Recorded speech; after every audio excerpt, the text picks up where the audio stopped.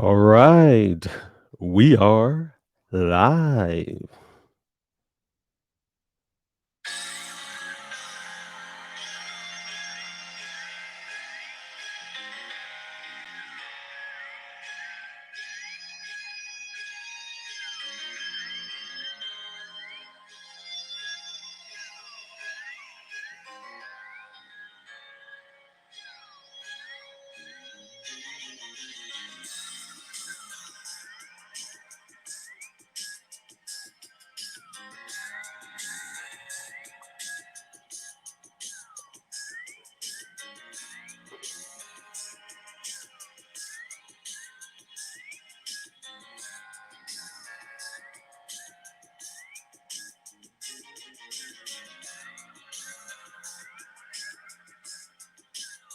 Happy Friday. We're just waiting for more people to join.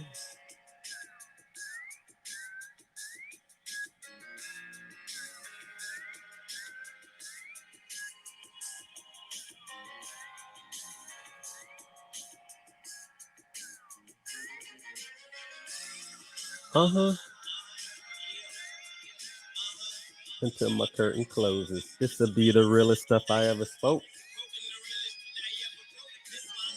Can I live it? Is that all right? Legacy through the words of right, through the stress and the strife.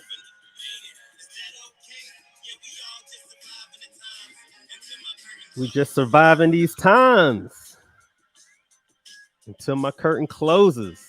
That's why we do this. That's why we do this.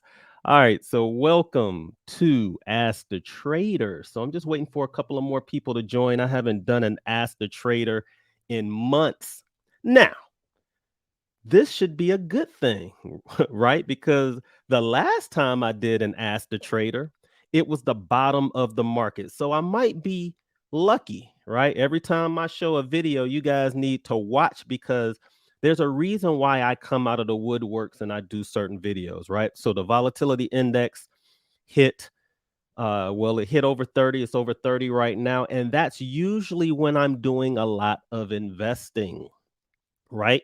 The last time the volatility index hit over 30 was back in June when I did my last video. So I try to come out, try not to come out every week because, sometimes watching me every week, you don't get into the rhythm of the market. And I know a lot of you guys have 9 to 5s and you can't just watch every single video. So I try to make each video special and I try to make each video have something that you can take with you so that if you don't see me for a couple of months, you know what you can what you can study, or what you can, if we're having consultations and you want to meet, there's something that you can work on during that particular time. So let's go ahead and get started. We've got enough people that are on right now. So, welcome to Ask the Trader. My name is Joel Harrison. I am a full time day trader. I am not a fake. There's a lot of fake teachers out there teaching you guys, a lot of YouTubers, right? A lot of people in the Reddit room that claim to be day traders and investors, and all they're trying to do is lure you in so that they can make you take classes and they take money from you. And that's how they make money in this business. It's a very lucrative business. And I'm sorry that a lot of you had to go through the process of learning it the hard way. A lot of my consultations, the thousands that I have done, probably a third of them all have a horror story where they paid these 4 and 5 figure fees for these particular classes and they never really learned the fundamentals. So I am a unicorn. I am a unicorn. I am I am an expert in stocks, options, futures, and cryptocurrency. I've been in this business for over 10 years and I have over 25,000 hours of experience. Yes, I am fairly young still. So yeah, I'm not like the Warren Buffetts that are out there. Maybe I will when I get into my 70s or 80s. But I also want you guys to understand that anything that we talk about today are the opinions of Joel Harrison. All right. So the format for Ask the Trader is I want you to ask me a question in the comment section. And then what I'll try to do is I'll try to answer that question to the best of my abilities. I do not have a Series 6 or a Series 7's license. All right. So that's a good thing for you. That means I can talk about anything. I can give you guys my real opinions on any stock, any investment that's out there. I am an average Joe just like you, but I have put in my time into the market and I'm in the trenches with you all the time. I am an investor, I am a trader, and I have made a lot of money over the last decade. Using my strategies, right? I created a lot of strategies over the last 10 years. And as a joke, I put out in the room today, I put out in the room actually the other day, the book of Joel. Right. And I get a lot of Christians. They get real mad when they come at me. Oh, what would Joel do? Who do you think you are? You're blasphemous. Blah, blah, blah. The book of Joel, blah, blah, blah. Well, there is actually a book of Joel. All right. It's not representing me, but I try to make what I'm doing fun. I try to make it interesting. I know a lot of you guys as kids come out. I've educated a lot of you guys, and I want you to learn this business because it's hard and it can slap you and punch you in your face. And I want you to continue doing it the correct way. And because I'm a unicorn and I'm a trader, an investor, and an intraday trader, I can see the market from so many different angles, and I'm not coming to you guys from one side. I can see somebody ask a question in the room and immediately know what they're talking about, immediately know if they're a trader, immediately know if they're an investor, immediately know how they approach the market just by a couple of things that they say. And some of you guys can't do that. So what I try to do is I try to help you guys kind of understand and see the market through the lens of a real trader so that you can go about approaching the market. All right, so I see a bunch of questions coming in, and if you already put in your stock, I want you guys to give me one stock, not 2, 3, 5, 10, 15, 20. I only got 2 hours to be able to get to everybody's stock. Now, you guys have already started giving me stocks in the comment section in the Insider Trading Room. So I've already listed a lot of those stocks. I've already looked at a couple of them so that we can get through it as quickly as possible. But what I want you guys to start doing also is when you give me a stock, because I know you guys are newbies and you don't really know how to approach the market, there is different strategies. When you give me a stock, you can't just say, Tesla. Is it Tesla as a trade? Is it Tesla as a intraday trade? Is it Tesla as an investment? Right? Because if you've taken any of my courses, if you've ever done any consultations with me, you guys are going to understand really quickly that I'm going to ask you those questions because it really depends on, how you're looking at Tesla, on how you're trading it. I got some people that are shorting Tesla. I have some people that are buying it long term. I have some people that are buying it in options. I have some people that are intraday trading Tesla. So I can't really answer your question unless I get a little bit more detail. And that's fine. I'm trying to teach you guys how to approach the market and how to ask questions when you guys are in the room. So again, welcome to Ask the Trader. Put those questions in the comment section. I'm going to try to answer the question as quickly as possible. Everybody knows that I teach high level simplicity, right? I want you to approach the market, whatever you've learned in the past. I want you to throw it out the window. All right. And I want you to approach the market in its most basic form. And that's what I try to do. Right. I try to be able to talk to an 80-year-old and an 8-year-old at the same time on how to approach the market. Because once you understand the fundamentals, then you can decide, hey, maybe I want to take a class on that. Right. I see you guys doing that all the time. You guys will go out there, you'll take all of these 5, 6 figure classes, and then you come out of it and you're like, I don't even really want to do that. Or you might take a futures class and then you find out that you're actually an options trader, right? Options is really the thing that you should be taking. Or I'll see you take an options class and really what you're trying to do is make money every single day. So you probably should be a futures trader, right? So that's why I always tell people, before you go out there and spend 5 figures on a course, why don't you take 2 figures, pay $50, meet up with old Joel, a real trader, and you can ask me any question you want, because chances are what you're spending your money on, you're literally just throwing it in the garbage because you might not have the time to do it. It might not fit your lifestyle. I know, I remember I've done consultations with thousands of people, so I kind of get an idea if that, when you come to me and you tell me what your strategy is, I'll tell you straight up. Like, everyone knows when they do a consultation with me, I don't, I'm not a yes man. I'm gonna tell you exactly how it is, and I'm gonna say, no, that's probably not gonna work, and this is why. These are the pros, these are the cons. All right. So I want you guys to have a high level of simplicity when you start approaching the market. I want you guys to learn the what would Joe do method, right? The what would Joe do method is pretty much these 10 commandments that I'm going to give you guys, right? Later in this or actually soon we're going to go through those 10 before I start looking at your stocks. And these are the methods, right? This is the book of Joel, the 10 commandments, right? And we're going to go through each one because even though it seems kind of funny, if you can go through these 10, and I'm going to go through them quickly because I want to get to you guys' stocks, right? It's going to allow you to approach the market with the right lens. You're going to know exactly what to look for. All right.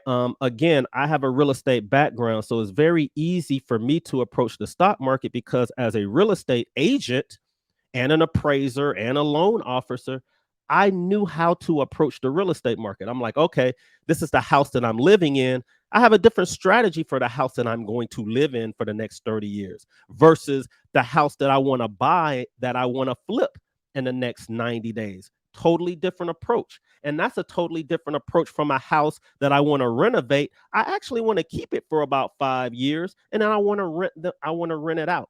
3 different methods, 3 different strategies, although they're under real estate, right?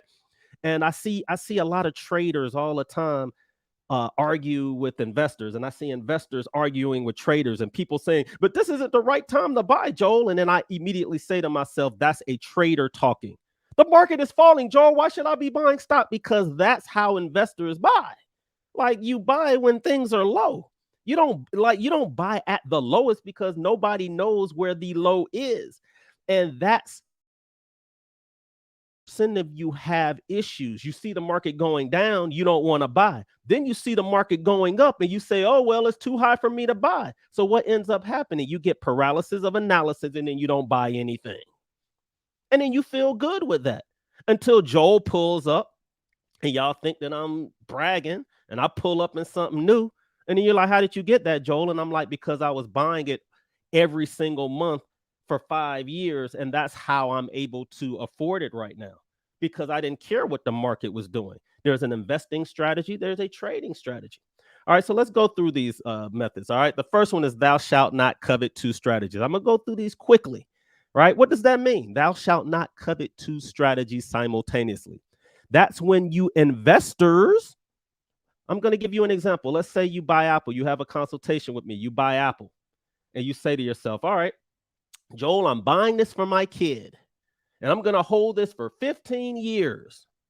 And then the market starts to drop. Yesterday, Apple comes out with news that says they're going to, the supply chain is kind of messed up. So they're not going to put out as many iPhones as usual because they don't have the semiconductor chips that they need and they don't want to have an oversupply of products.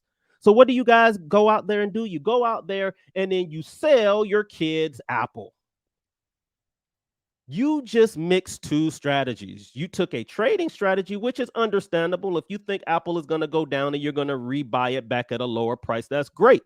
But as an investment strategy, that is terrible. You just messed your kid's future up. And I see you guys do it all the time. So I don't want you guys to mix 2 strategies. All right. There's investing and then there's trading. There's trading and then there's investing. And I'm going to show you guys how to immediately go out there and know exactly what you want to do and how to approach it. So thou shalt not covet 2 strategies simultaneously. The second one is thou shalt not take trend in vain. The trend is your friend until it ends. What do I mean by that? That means, as an investor, guys, what has the market been doing for 10 to 20 to 30 years? For 100 years, the market has been going up. So why is there anybody in the room that's investing saying, don't buy now, Joel, interest rates are going up? But doesn't the market go up for the last 100 years? If the market is going up for the last 100 years and the trend is going up, then you need to be going with the trend. Thou shalt not take trend in vain. That's an investing strategy that you guys mess up on all the time. But Joel, why would I buy Apple at $200? Well, if you liked it at $200 and it's at $100 now, why not buy it at 100? And then why not buy more at 50? And then why not buy more at 25 if you know in 5 years it's going to be at 700? Because you're listening to traders. That's why. Now, as a trader, should you, let's say you wanted to make money on Apple in the next 5 days. Why are y'all buying calls on Apple to the upside? Because yesterday the market was up 500 points because Joel said buy the VIX when it gets above 30. I get that. But let's say the VIX wasn't at 30. Why are y'all buying Apple to the upside when the trend for the last 8 months have been down? Because that's trading. Trading is going with momentum, going with the trend. If the trend is down, why is any trader in the room trading to the upside? Because you're flip-flopping it. That's why you're losing money. The easiest trade has been down since January. I know your super traders are like, no, I was doing it in October, November. No, you weren't. We didn't see it until January. And I'm going to show you guys easily how to do it. I'm not even going to charge y'all today. I'm just going to show it quickly. And then it's going to make you angry because you're going to say, why does Joel make this so easy and everybody else makes it so hard or says that it's hard? Right? Because it is easy. It's just that a lot of you guys don't know what to look for. You have to go with the trend depending on your strategy. If your strategy is to make money in the next 5 days and the last 4 days the market's been down, you should have been trading to the downside. Now, as an investor, yes, the market is going down. I'm licking my chops. As an investor, you shouldn't be buying everything at one time. You don't buy everything at one time. I'm a real estate investor. I bought one house one time. That doesn't make you a real estate investor. You bought one time? Yeah, I bought one time 15 years ago and I made all this money. Read my book on how to buy one time. That's how you guys think. True real estate investors are constantly buying. They don't care what the market is going through. Real home flippers are flipping houses now when they were in 2008, 2009, and they never stopped for the last 12, 13 years. All right.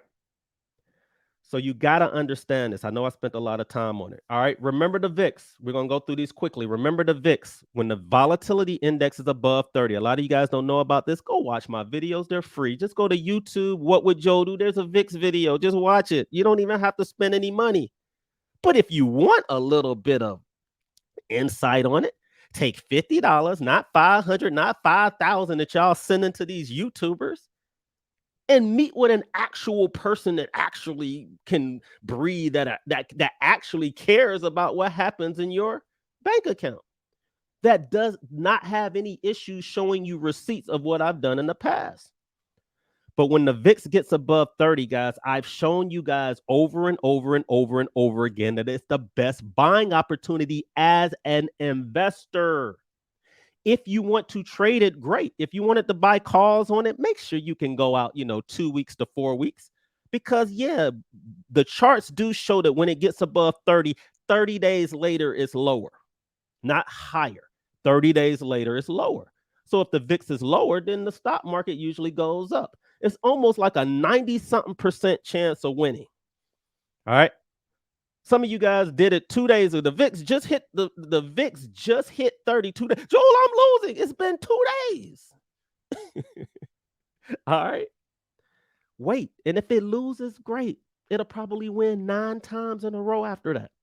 All right. Use your charts. Don't even listen to me. Look, use your eyes, use your ears. Go pull up some charts, learn charts, look at the charts. It's there. All the information is there. You can see it. All right. I want you guys to honor thy average true range. Now, most of you guys don't do this.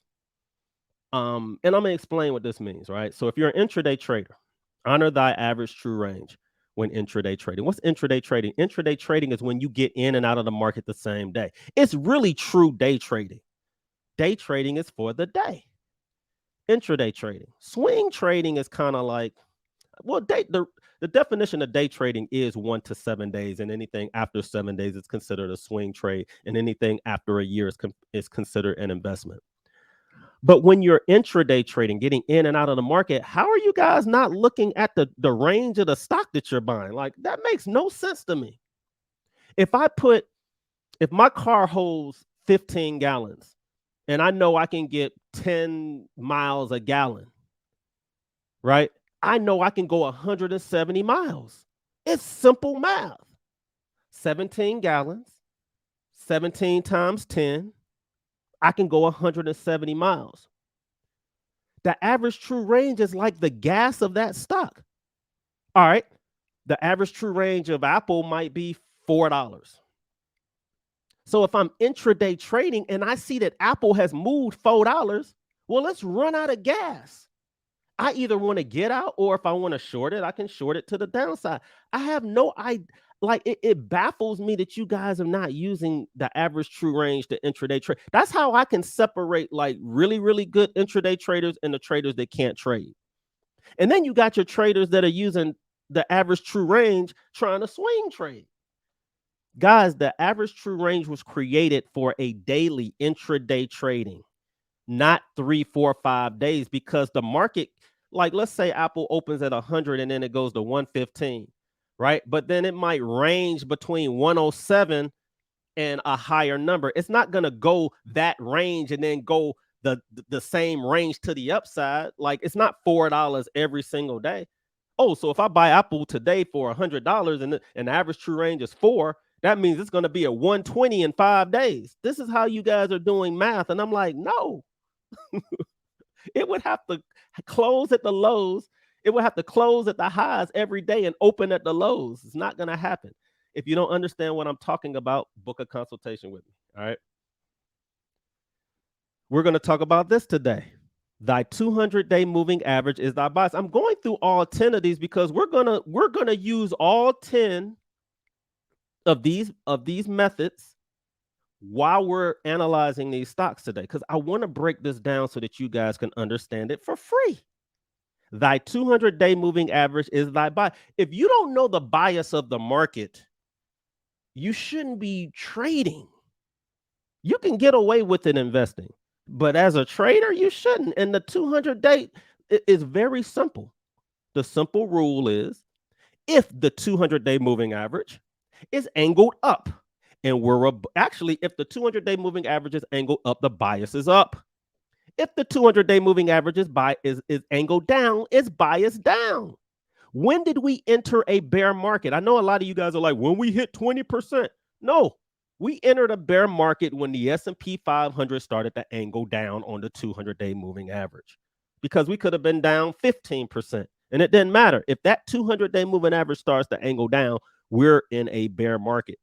Because it's going to take, remember that 200-day moving average is created over the average price of that stock or that index for the last 200 days. So if it starts to angle down, it's not going to turn back around quickly. It's going to take a couple of months, 6 months to a year to turn it back around. That's when we entered the bear market. When did that happen? In January. When did I start putting out videos and start telling you guys, well, guys, this is going to be a terrible year? I told y'all this back in January, February, when the 200 days started to angle down. Watch my previous videos. They're sitting at the top of the room for a reason for you guys to watch. And then I post them every single week. Every single Wednesday and Thursday, I put the same 3 videos: volatility index, stock renovation video.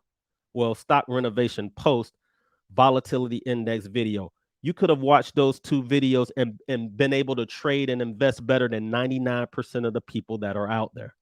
Guaranteed. And then you can book a consultation with me and say, Joe, what did you mean by this? And what did you mean by that? Could have spent about $100 and literally traded better than any of these master people that you see on TV. Been able to talk the language, understand the language for $50. You got to look yourself in the mirror and say, why didn't I take advantage of that? Okay. All right. I'm almost finished ranting. All right. Ooh, I got to do this in 3 minutes. All right. Thou shalt not revenge trade or covet thy neighbor's trade. What does that mean? That means when you're trading, guys, the worst thing in the world to do is, well, I'm losing, so I'm just going to double down. I got an options trade set out for 12 months and now it's lower, so I'm just going to double down. No, that's revenge trading. Or coveting thy neighbor's trade. Joel said he's buying Costco today. Guys, Joel's buying Costco. That means we should buy Costco. Let's buy calls on it for next week. But why did Joel buy Costco? Joel was buying it as an investment, and you guys are buying calls on it for the next 7 days. Then when you lose, Joel's terrible. He said he was buying Costco. I lost a whole bunch of money. Don't listen to Joel. Doesn't know what he's talking about. No, you're doing what most traders do. They're coveting the person with the biggest megaphones trades. Stop doing it. There's a reason why I buy. And usually I'll put an explanation on why I'm buying something. Right? Joel, or hit me a messenger. Joel, you put out a post. Why are you buying this? I hope you guys have been using Messenger. I'm probably the most approachable trader on Facebook. All right. I try to get all of you guys' questions answered within 24 hours. And I don't even charge you for that. That's just in case I'm sitting in front of the TV doing yoga or watching football and a stock question comes in. Most of the questions I can answer just like that. I love helping people. All right, take advantage of it. All right, thou shalt not trade without risk to reward. You should not be trading if you don't know what your risk is. Joel, I was trading today. What was your risk? I just didn't plan to lose. So you were risking 100%. So if you lost 100%, you shouldn't be surprised. Well, I didn't have a risk. They said this was a winning trade. Well, that's why you need to do a consultation with me. There should be no trading without a risk to reward. Now, as an investment, you don't have to have a stop loss in place. But as traders, you have to know what your risk is. I know what my risk is. You should know what your number is. Thou shalt not bear witness to any false prophets without receipts. This is probably the most important thing because y'all are listening to a lot of people that don't know what the hell they doing. I see it all the time. I see true traders in the room like ain't never invested a day in their life. Trading. And y'all get a lot of people to watch what you're doing. Don't buy this. Look at what the market's doing, blah, blah, blah. And you got all these investors listening to your trading mind. We all know the market's dropping.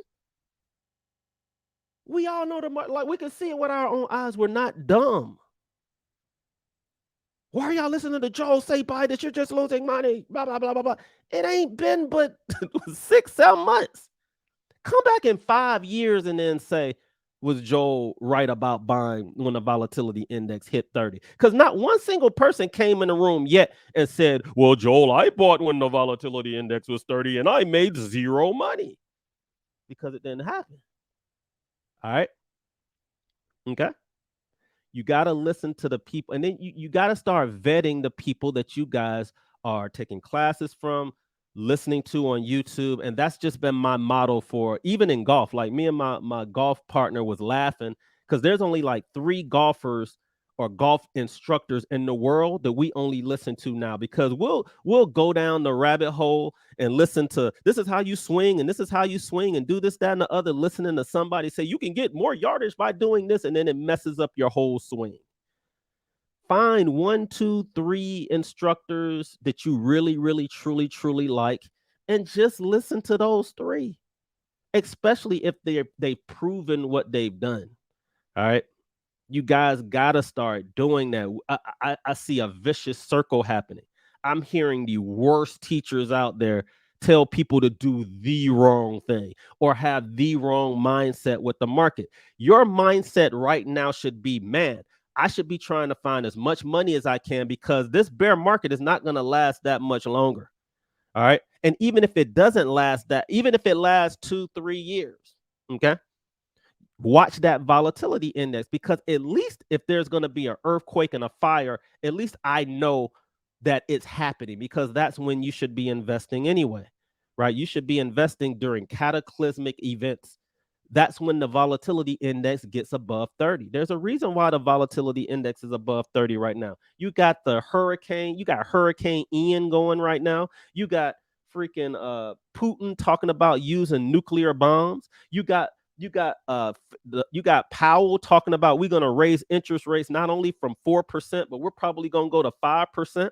You got China talking about they're going to invade Taiwan, right? You got a lot of negative things that are happening right now, right?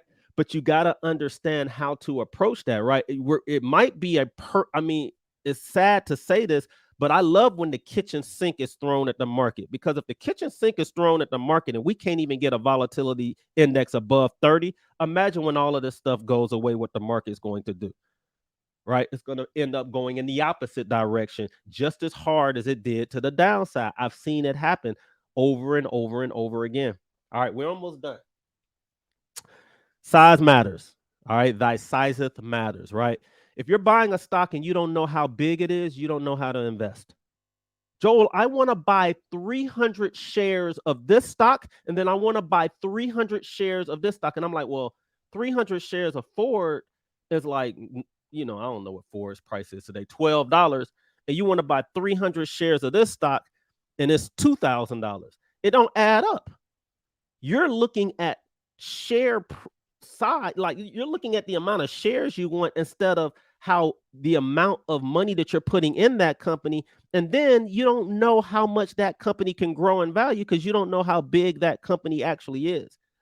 You can find that out by going to Yahoo Finance and looking at the market cap. What is the market cap of this company? Oh, it's $1 trillion. So what are the odds of you making 100 times your money on Apple? Well, can't Apple go from $100 a share to 10,000 a share if a person's willing to buy it? No, that's not how the stock market works. Who are you listening to? That's not how it works, right? Market cap. You make your money on the growth of the company.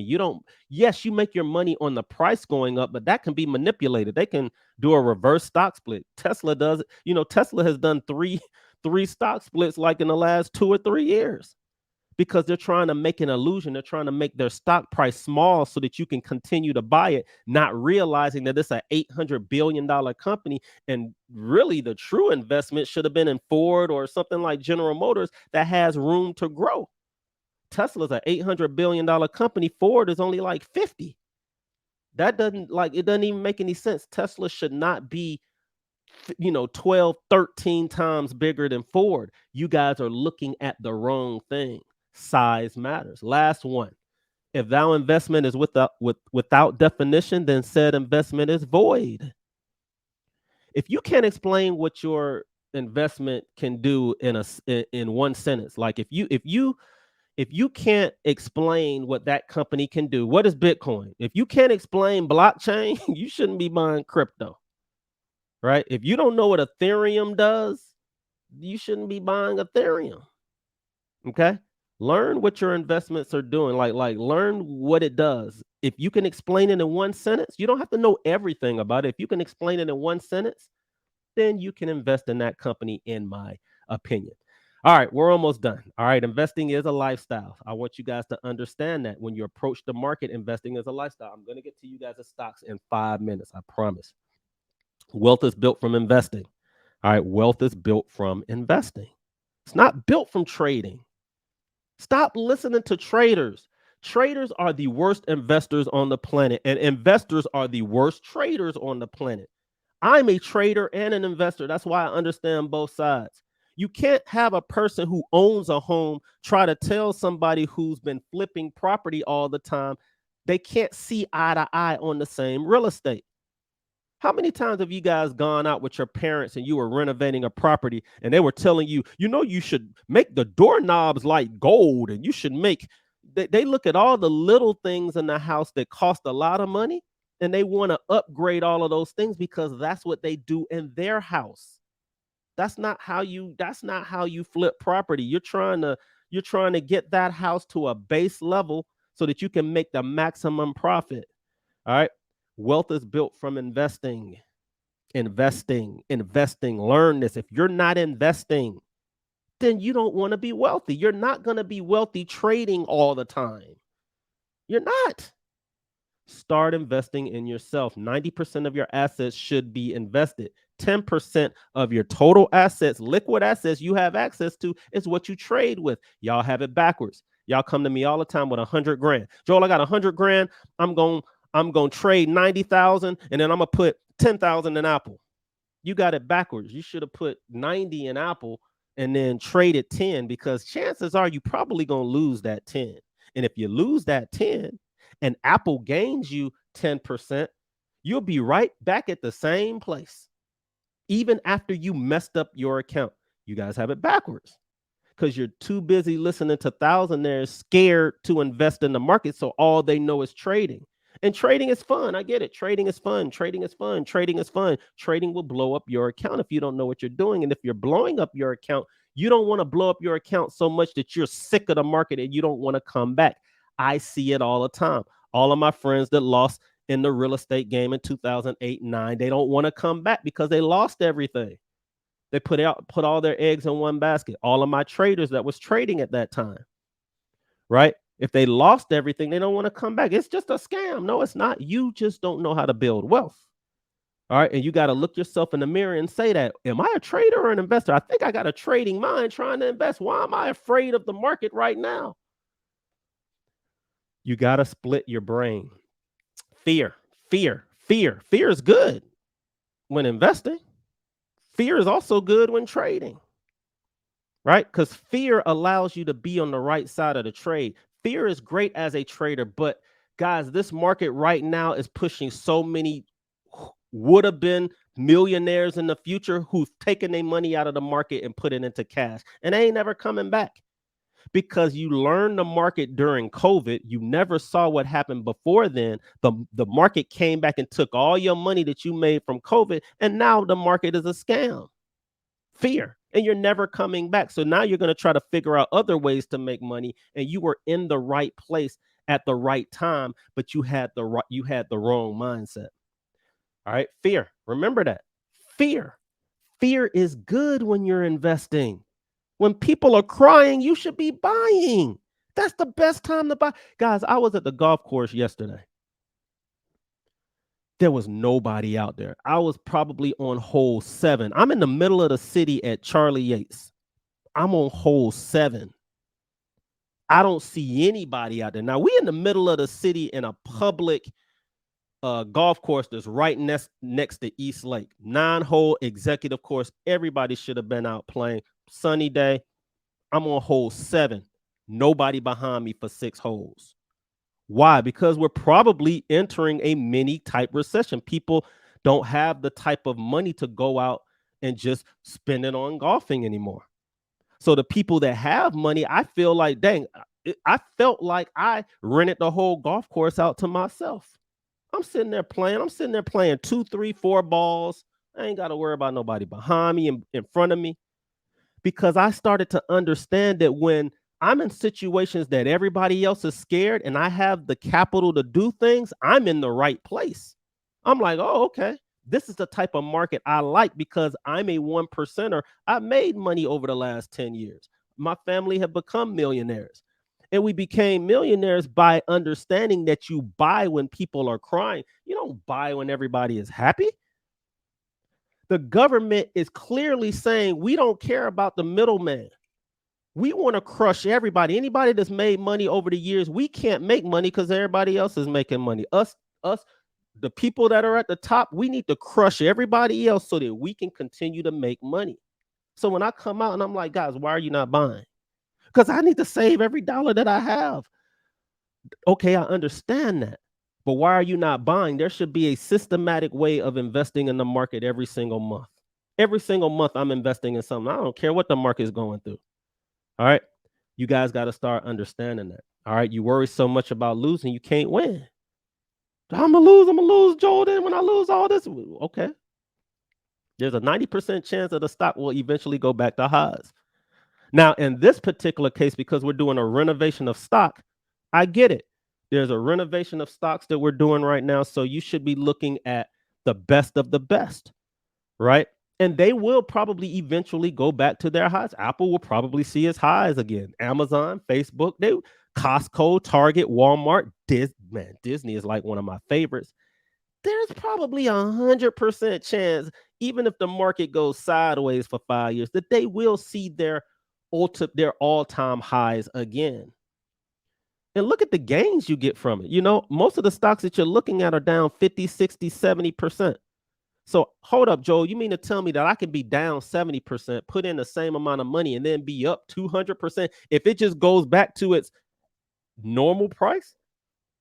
Excuse me. I'm like, yeah, it's just numbers. I'm a numbers guy. It's just numbers. I want you guys to make a 10-year commitment. When you make that 10-year commitment, it forces you to buy during periods like this. If you're scared of the market, just say, Joel said only buy when the VIX hits 30. VIX might only hit 30 2 or 3 times a year. Well, those will be your buying periods. Those will be your buying windows.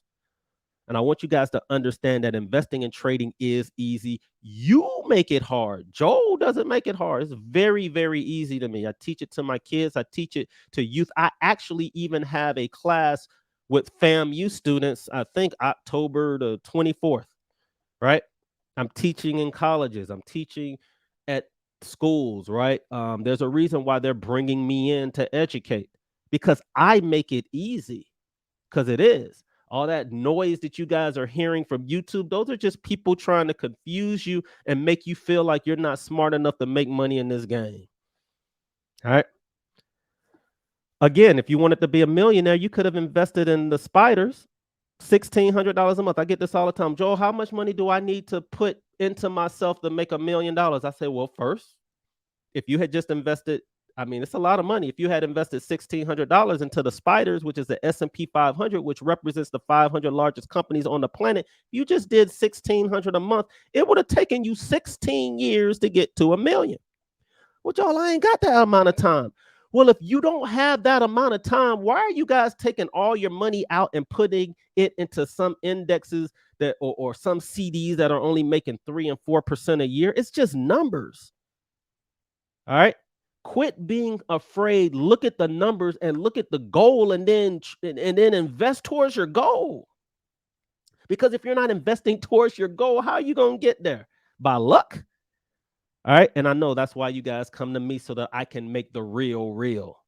Okay, Joel, I didn't really want to accept it. I really didn't want to look in the mirror, but I got some work to do. You do. Don't hate me, right? Don't get angry at me because I tell you you're doing it the wrong way. Make that encouragement. Who else is going to sit there and tell you, look, you behind, you got to catch up. This is how you catch up. All right. All right. So again, you can join my, you can go to my app. A lot of people do it. It's $50 freaking dollars. I mean, well, it's free for anybody that wants to go on there, you know, book consultations with me. But if you want the services like my alert service, if you need to get educated and you just don't have the capital, because I know we're in a period where we're tightening up on our cash. Joel, I don't have $10,000 to take a class anymore. Great. Do you have 50? You got $50? You could be learning the real stuff. All right. The basics of the market from somebody that uses his own basics every single day. All right, I'm gonna you guys are gonna see a lot of indicators that I show on my charts today. If you want your charts to look like mine, you can go to my PayHip. You'll be able to watch this video a million times. I don't care. You'll be able to go to my PayHip, download this video, and then you can make your charts look just like mine. All right, if you want to get educated in the futures market, I'm gonna change the how to buy stock party video. Everything else is still gonna remain the same. All right. The how to buy stock party video, I had stocks that I was buying at that particular time. And because I changed my list of core stocks that I'm buying, that's the only video that I will be changing. And I will probably have a class on that probably within the next 30 days that you guys can join, especially if you're a newbie or if you're an old head and you just want to refresh yourself. You can always book a consultation with me. It's $50, or you can do my ultimate membership service, which is $50 also. All right. It's over 20 hours of just videos of the real stuff that you need. Like I hate taking classes where 90% of the stuff I ain't ever going to use. You're going to use everything that you watch because it all works together. All right. And then you'll be able to create your own list and your own hot stock list and know how to look up unusual options activity. It's $50 a month. Some people pay the $50. They learn everything in 30 days and then they cancel. Great. I don't care.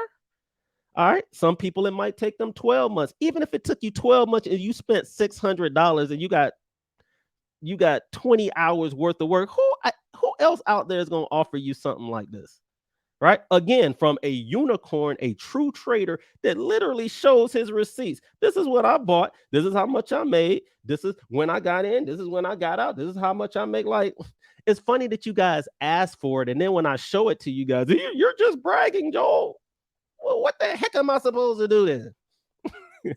All right. I try to be as transparent as possible. All right. So you have all that. All right. So let's get to your stocks. Today, we're going to talk about confirmation bias. Confirmation bias.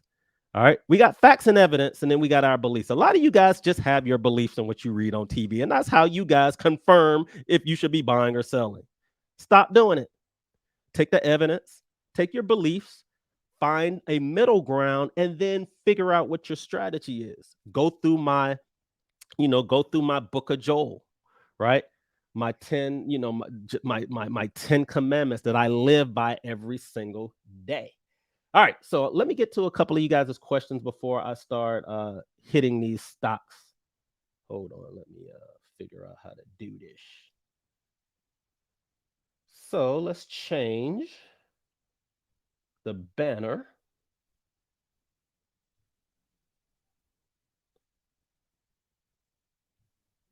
All right, let's change the banner. Let's see some of your comments. So happy Friday. Oh, hey, if y'all know Enrique is a legend at Howard University, one of the best dentists in DC. What's going on? He's calling me Wood. They called me Hollywood in college. What's going on, brother? All right, somebody else said, "What's good, Joe? What are your thoughts about the SPHD ETF?" All right, we'll talk about that in a second. I'll go ahead and you know what? Let's go ahead and pull it up. SPHD. To be honest, I don't know anything about the SPHD. It looks like the Investco S&P 500 is probably. Oh, I thought it was going to be an inverse of what the market is doing, which I think it is. But the SPHD, I believe, is an inverse ETF. So if you want to bet on the market and you quite don't want to short the market, actually, I think I'm wrong, because if this is down and the S&P is down, uh, it looks like they're going in the same direction. But this is this is the ETF, right? It dropped from $49 to $39. So, if you were invested in this company, I mean, in this ETF, an ETF is an exchange traded fund.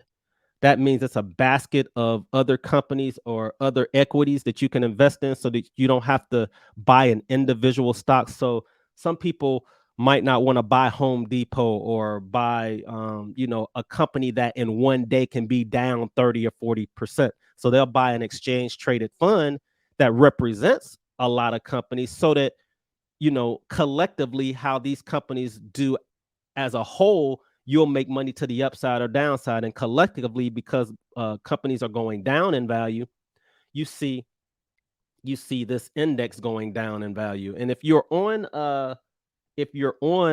Thinkorswim, and that's what we're using right now, you can use this little bar right here, and it tells you right there that it's down 20%. And I think that's better than the market, because the SPY, which also represents the 500 largest companies, is down more than 20%. We're actually in bear market uh, territory. Bear market just means that the market is down more than 20% from its highs. So as you can see here, from the highs to the lows, we're down about 24%. So that index is actually outperforming the S&P 500 by about 5%. So I would say they're probably about the same. I think you can go either or, especially since it's representing 500 companies. I think if you pull it up, you can see the actual 500 equities that they're invested in. They're going to always be transparent on what's in that particular ETF, but I think you can go either or. All right. Before I get to the stocks, on the comment section. I'm going to go to the list that you guys already created. Somebody asked, who what are who are the three golf instructors you and your buddy follow? I'll give you one. One is Martin Chuck. I love Martin Chuck, but this is about stocks, guys. But check out Martin Chuck. And then I also follow, and I think it's a bias, but I follow the young lady that can hit the ball like 400 yards. I think she's on the Live Tour. I follow her as well. All right, so let me get to you guys' stock. So I did create a list. Let me pull up that list over here. I'm gonna have to let me take my face off. Let me take that off. Bear with me. I'm trying to get used to this technology. All right, so hold on. Let me pull out the list.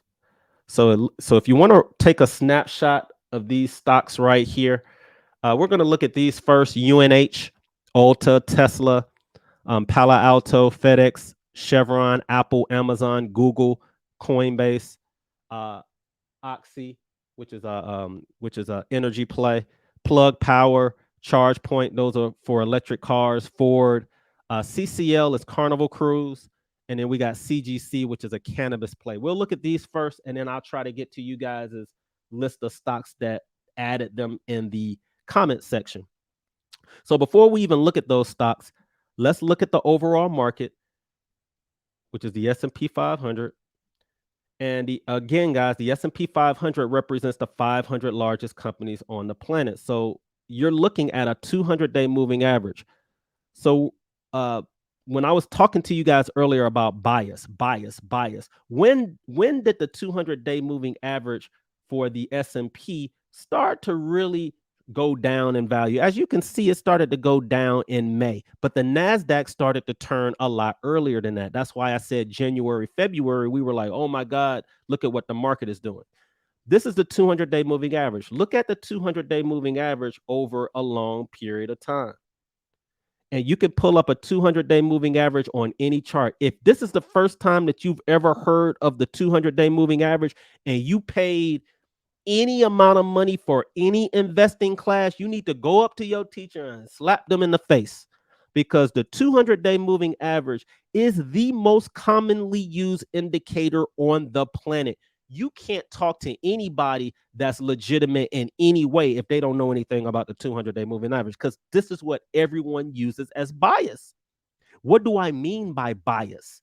When the 200-day moving average is angled up, the market is usually going up in value. That's when traders should be trading to the upside. The minute the 200-day starts to angle down, that's when you should start getting a little bit afraid and trading to the downside. The rule of thumb is that every single stock, I'm gonna perform a magic show today, and you guys are gonna see the same thing on every single solitary chart. When you're above the 200-day moving average, the best buying period is when you hit the 200-day or you're below it. And as you can see, every single time we bounced off the 200-day, you could have bought it right there. You could have even bought it here during the COVID lows. A lot of people were afraid because they bought it, then they lost a bunch of money, and then the 200-day started to angle down. But as soon as the 200-day started to angle back up, as soon as the 200-day moving average started to angle back up, what do you guys start seeing? It went up, tested the 200-day, went up, tested the 200-day. It's angled up now. That means there's money to be made to the upside. Look at that. Easy money. Just trade to, you buy dips.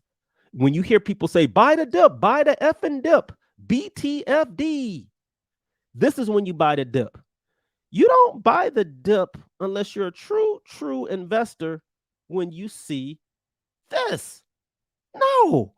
As soon as the 200 days started to angle down, you got to stop buying dips if you're a trader. And then investors should have been thinking, oh, well, 1 year, 2 year, 3 years down the line.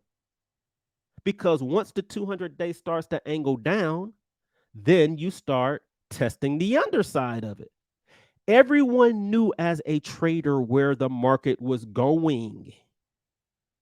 In June, in June, when I came out and did my video sometime around here.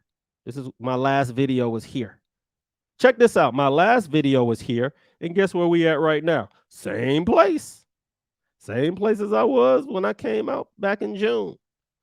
Why did we go exactly to the 200 day? Y'all see that? It's like a magic show.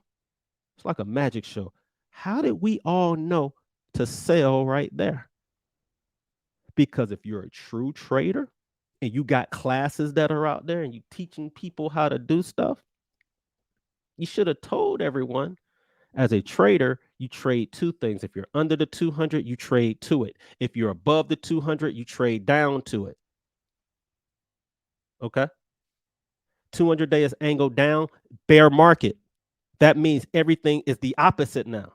You should be trading to the downside until this bad boy starts to turn back up. It ain't turned back up yet. So why is everybody buying calls? I get it. You bought a call because the VIX was at 30. I get all that, right? But even if you bought a call, why are you guys buying calls at 480 and 600? I can see if you bought a call at 420, or if you were trying to guesstimate and say, all right, if we do turn right here and we start to go up in price, maybe I can buy some 400 calls on here because that's where the 200 will be. And then I can reevaluate my trade once we get there. You guys are mixing trading and investing strategies. Stop doing it. Stop mixing trading and investing strategies and say to yourself, what is the bias? Joel always says, what's the bias? The bias now is down. But Joel didn't, 12 months ago when I was watching your videos, you was talking about the bias was up. Yeah, because 12 months ago, this is how the market looked. Once the 200-day moving average angled down, I started singing a different tune. My investing strategy never changed. Y'all realize that, right? My investing strategy never changed. When the volatility index gets to 30, Joel buys. I don't care what the 200-day is doing. But my trading bias changed.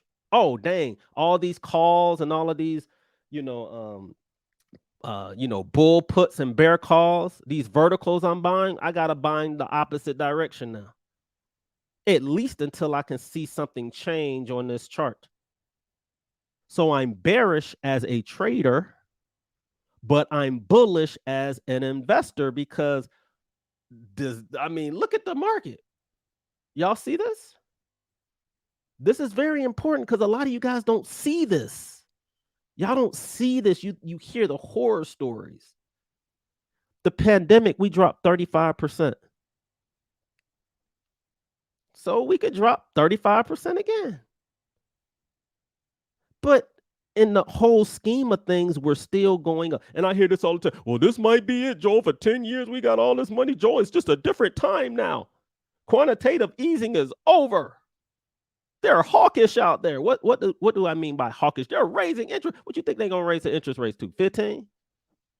They already told you where they're going to raise the interest rates to. 5. We're at 4 now. That means if they do 70, if they do 0.75 again, that takes us to 4.75.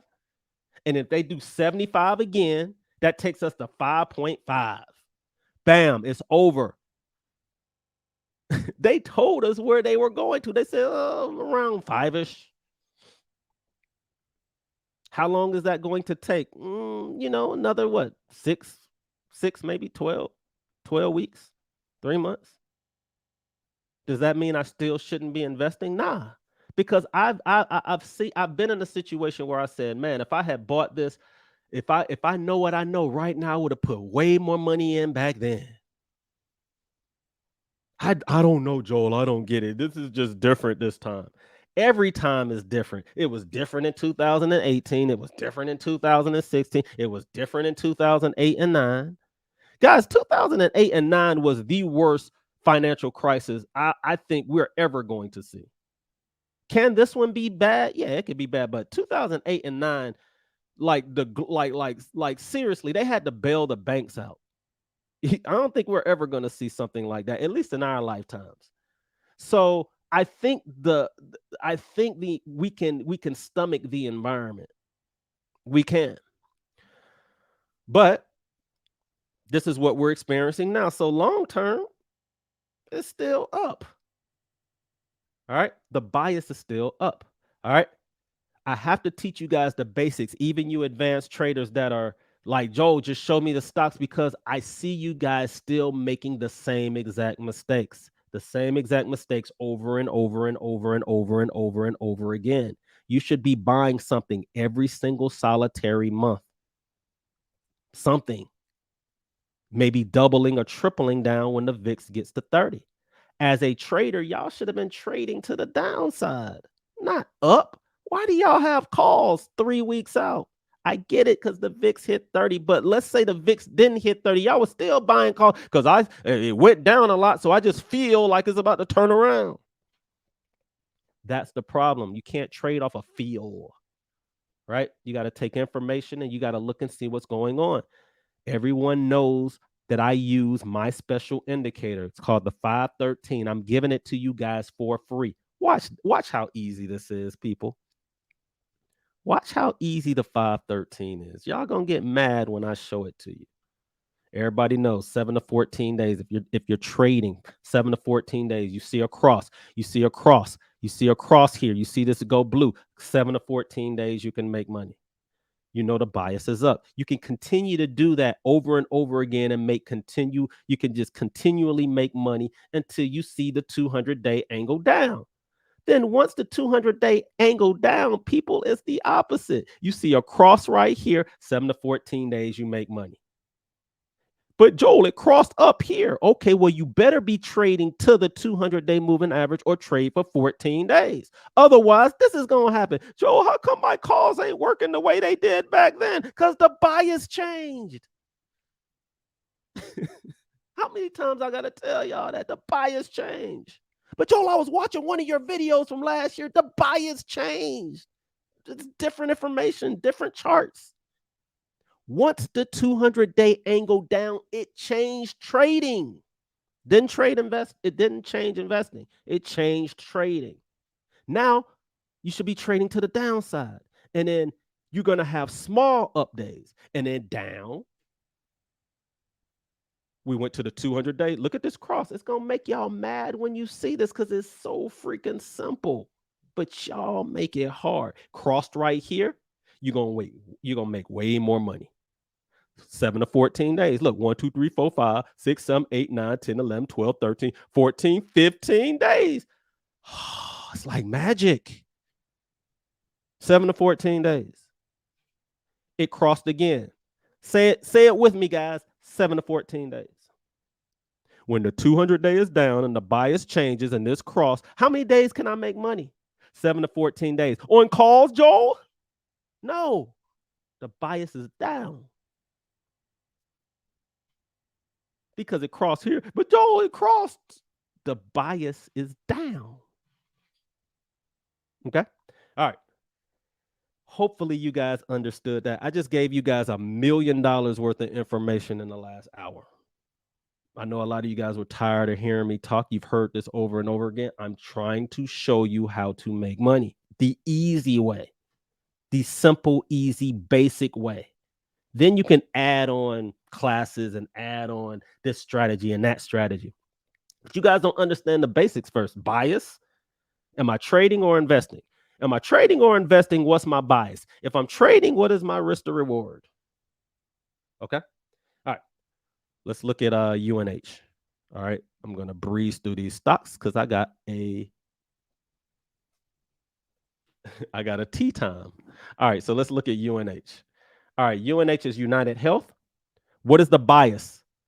You guys are going to answer this for me. The bias is what, guys? Up.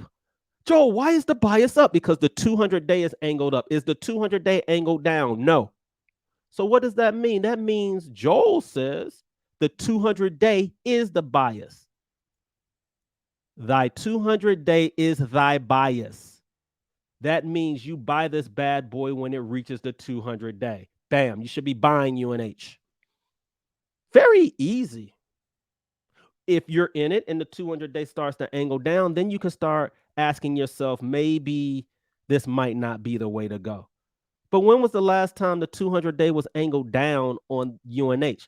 Back in 2019. Maybe go back in 2019, see what was going on during that period on why UNH was going down in value. All right, let's look at Ulta. Ulta Beauty is like Ulta Beauty is like it's a cosmetic company, right? I think some of your big name influencers, have contracts with Ulta. What is the bias? The bias, Joel, is up. You guys know how to look at the market better than 99% of people that are out there. Wow, Joel, is it really that easy? Yeah. This blue line is angled up. That means the bias is up. What is rule number 1 for bias? If you're above the 200-day, the best time to buy it is at the 200-day. Period. Because if you had bought here, you would have made money. If you bought it here, you would have made money. If you bought it here and here, and it looks like here, you would have made money. And that's just, as an investor, you always want to try to find the best prices. That's the best prices to buy. As a trader, though, I'm not going to just buy it when it hits the 200 days. See, a lot of you guys still mix that up. Trading, I'm going to use my 513. Yes, we hit the 200-day moving average, but I'm not getting in until this crosses and this goes blue. How many days, Joel? 7 to 14. Say it again, Joel, for the people in the back. 7 to 14 days. It crossed 1, 2, 3, 4, 5, 6, 7, 8, 9, 10, 11, 12, 13, 14, 15, 16. Wow, it's like magic. Joel, how did you know it was only going to go up for 7 to 14 days? Because I've been saying this for like 5 years. Because I'm a true investor. Look at where it crossed here. I see a lot of money was made to the downside. You can still take this trade and trade it for 14 days, 4, 5, 6, 7, 8, 9, 10 to the 200-day and made money, even though the bias was up. I wouldn't have taken this trade. I would have tried to take maybe this trade because the 200-day is still angled up. I want to take trades to the upside when the 200-day moving average is angled up, and then I want to take trades to the downside when the 200-day moving average is angled down. All right, that's Ulta. Let's look at Tesla. Very easy trade. Tesla's an $840 billion company, and y'all are running into it. Like, how much money you thinking? What you think Tesla's gonna get to? $8 trillion? I heard Joel. Joel said he bought Tesla for 5 years, and now he owns 2 Teslas cash. I'm gonna do what he did. You missed out on that move. Tesla went from $60 to $400. I'm sorry, you missed out on that move. That's my story. Create your own story. All right. Tesla being 840 billion. What's rule number 9? Sizeth matters. Sizeth matters. When a company is this large, yes, I love it as a core position in your portfolio. Do I expect to make 10 times my money on Tesla in the next 10 years? Absolutely not. It's no way. I wouldn't say it's no way because anything can happen in this world with inflation. But the odds of Tesla going to $8.4 trillion in 10 years is highly unlikely. But a lot of you guys, it used to be $2,000 a share, and I got a whole bunch of shares now. Maybe it'll hit 2,000 again. I remember back then when it was 2,000 a share. That's not how this works. Just because somebody's willing to pay $2,000 tomorrow does not mean that this stock is going to be $2,000 tomorrow. That's not how it works. You make your money on the growth. In order for this to go to $2,000 a share, this got to go to $8 trillion. That means $7 trillion has to be invested in Tesla. That means you need an Amazon, a Google, and a Microsoft to liquidate all of their proceedings and put it all in Tesla, and that will take Tesla Actually, that's not even enough money. That's only $3 trillion. Right? You need like the top 6 or 7 companies on the planet to liquidate and put all their money in Tesla for your stock to go from 270 to 2000. And a lot of you adults don't know this. All right? I know I sound hard and harsh, but I have to, because we're adults. We're trying to make money. I see a lot of money being lost. We got to start being more grown up about the way that we approach the market and what we're looking for. And if you don't understand the basics of how big a company is, stop what you're doing, because you're about to ruin. I'm gonna start rapping, but you got to stop doing what you're doing. All right, sit back, do a consultation with me and say, dang, if I only had that one little piece, Joel, I wouldn't have made all of these particular mistakes. Right? $50 mistake a lot of you guys are making. A lot of you guys are losing thousands of dollars off of a $50 mistake by not doing a consultation with me or taking one of my particular courses. It's going to teach you guys the basics. That's rant number 8. I think I'm done. But let's look at Tesla. What is the bias? The bias is now down. Does that mean run for the exits?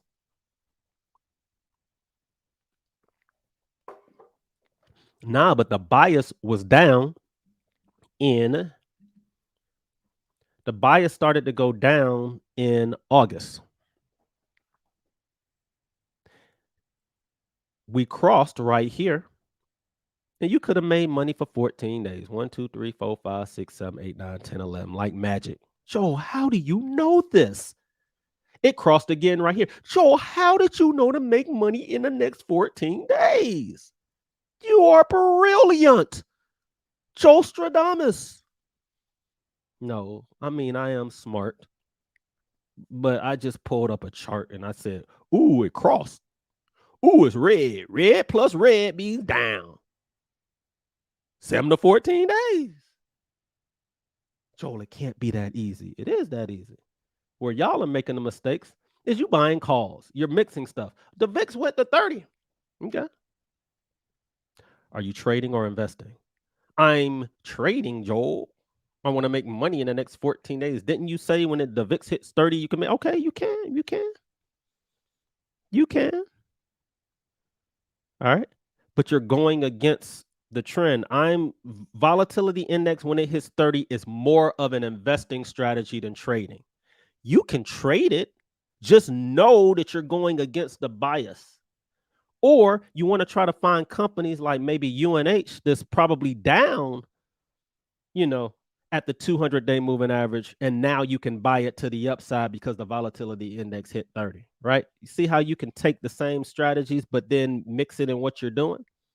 Hopefully you guys are writing this stuff down, because again, I'm giving you guys $1 million worth of information for free, because that's what I do.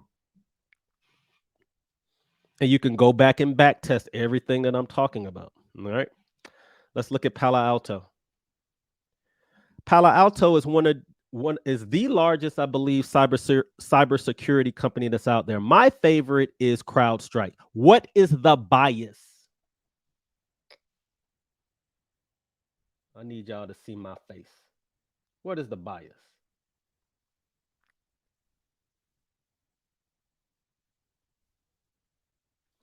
What is the bias?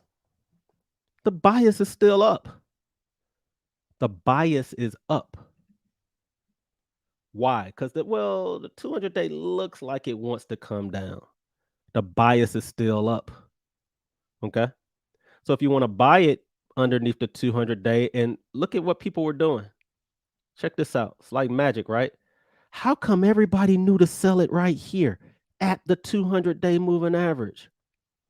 1 time, 2 times, 3 times.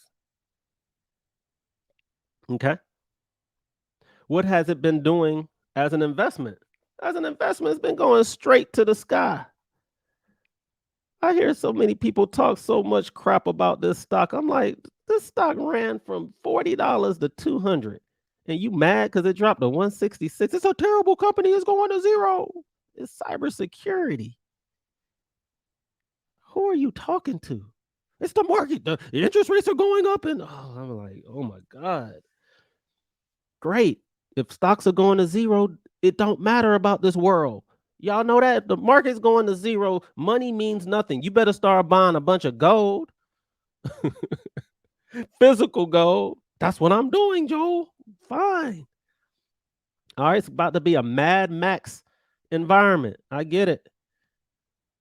You're afraid of the wrong stuff. If you're trying to make money in this game, you got to have your investing strategy and your trading strategy. As an investing strategy, up. As a trading strategy, what's going on? What is the bias? Joel, what is the bias? Well, the bias is up, but have we crossed back to the upside? No, there's no cross. See, when I want to trade to the upside, I want to see a cross. You see this cross? I want to see a cross, a 513 cross. This is angled up. I want to see a cross. How long am I going to make money, Joel? 7 to 14 days. 1, 2, 3, 4, 5, 6, 7, 8, 9, 10, 11, 12, 13, 14, 15. Joel, it's 15. You're wrong. It's 1 day over what you said. But Joel, I'm shorting. Why is it only 5 days? Because the bias is up. Every time I try to short this, it goes down and then it's back. Because the bias is up. Once the bias looks like it wants to go down, that's why you see a bigger, longer stretch to the downside. This might be the time that it turns around and the bias changes. It might be changing. I don't know. Okay.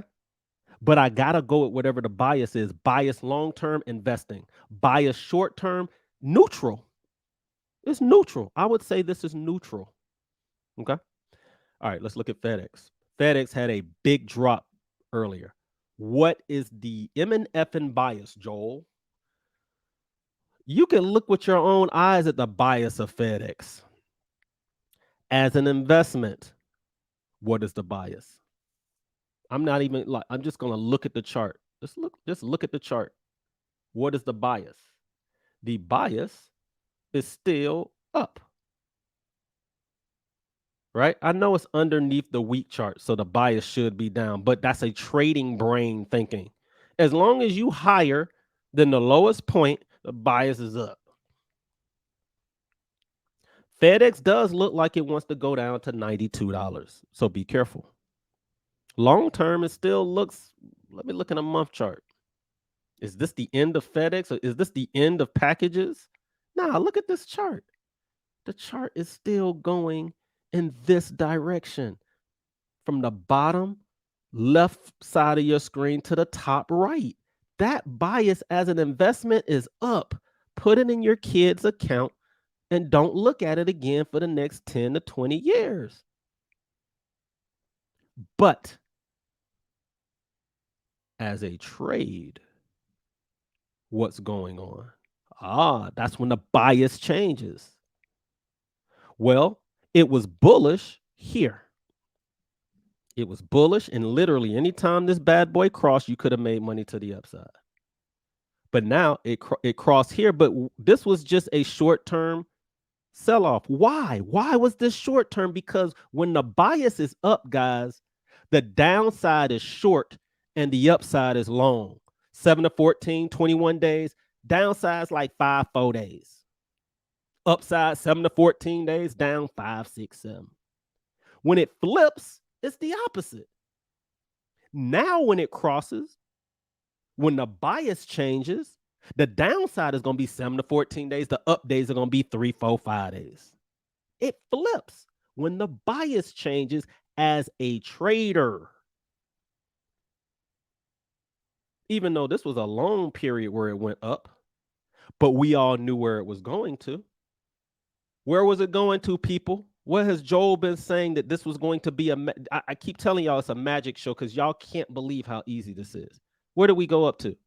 200 die. We knew to get out there. Why didn't you know to get out there?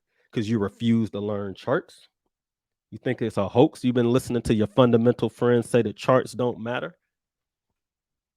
Then you ask them, all right, well, how much money you got sitting in your account? Well, that's a different story. Life's been hard for me, and I'm trying to get my stuff together. You're like, oh, you don't invest, do you? You're just trying to get money from me. I'm learning from you. We in the same boat, and I'm trying to learn from you. We both don't know how to swim, but you're gonna teach me how to be an Olympic swimmer. Y'all do that all day, every day. In the room, listening to other swimmers swim just as good as you are, listening to their opinions on how to approach the market. I say this a lot because I see it a lot. Gotta vet who you're talking to. Because this stuff is easy. It's dumb easy. When the market turns around, you have to the market runs everything. So you can't trump the market, right? You know that the market is going to be higher in the future, so you have your investing strategies in place. And every now and then they're going to throw you a curveball.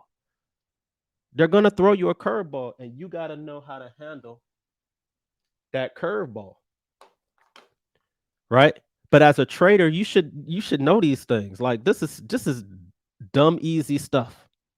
Go to the 200-day cross, 14 days. Up days are going to be short, down days are going to be longer. Up days are going to be short, down days are going to be longer. Why? Because the bias change. When this 200-day starts to angle back up, which we don't see, you're going to continue to see the days longer. And there's going to be a time where this turns around and it never comes back. But you shouldn't be surprised at seeing FedEx sell off the way it is, because as a trader, the bias is down. Spent a lot of time on that one because a lot of you guys own it. All right. Chevron. What's the bias? It's a $285 billion company. The bias is up. Oil, the bias is up. But Joel, it's sold off. Oil has sold off 30%. I'm losing. Well, what's your strategy? I don't know my strategy. My strategy is not to lose money. Obviously, it's not, because you ain't learning what you need to do. All right. Chevron, Exxon, all of these are in the same boat. The bias is up. How did everybody know to buy it here? Because all they did was opened up a chart. Joel, I don't have time. I got a 9 to 5 of the do surgery at this time. I'm a lawyer and a doctor at the same damn time. I got 5 kids. Well, have one of your 5 kids pull up a chart and write down every time these things hit the 200-day moving average if you ain't got time. Hire somebody. I'm tired of hearing the excuses.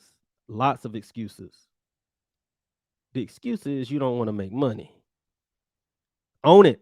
Own up to your mistakes and you will make money in this game. I lost over 100 grand on my very first 2 accounts. So what? Oh, you're a loser, Joel. So what? What so? Who cares? You got to be able to overcome that. I've lost just as much money. I don't know how many people lost 6 figures. All right. You're going to lose in this game. What makes you money is how to lose. How do I lose in this game? Learn charts. This is easy stuff. All right. Chevron dropped to the 200-day. Everybody bought it. They bought it up from 130 all the way up to 160. Not that much of a run to the upside. If you're down right now and you had a 5-year plan, why are you selling your oil here? Because I read this book and dude from The Big Short came out and said that we're going into the biggest recession ever. So I sold all my oil. You sold your oil? Okay. But the bias is up. Ain't nothing telling us to sell our oil yet. But what you see on TV. The bias of oil is up until the bias of oil goes down. I don't see that yet. I see people buying it here, the smart investors. And when they see a cross, they're going to make money for 1, 2, 3, 4, 5, 6, 7, 8, 9, 10, 11, 12, 13, 14, 15 days. Okay. Starts to go down after about 2 weeks.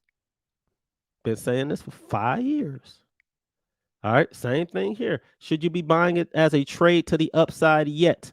No, you can, because it hit the 200-day. But I want to see a cross. Then I want to see it go green. Then I want to see it go blue here. This is the TTM squeeze. This is the TTM trend.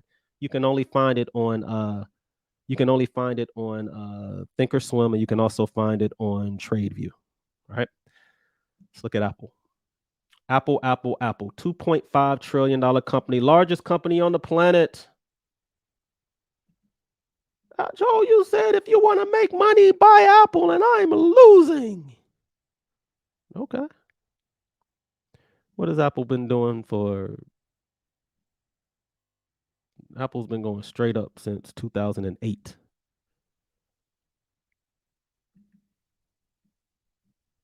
And then it went parabolic. And now we're here. What is the bias for Apple? Long term. Simon says up. What is the bias for Apple short term? Simon says down. When did it start going down, Joel?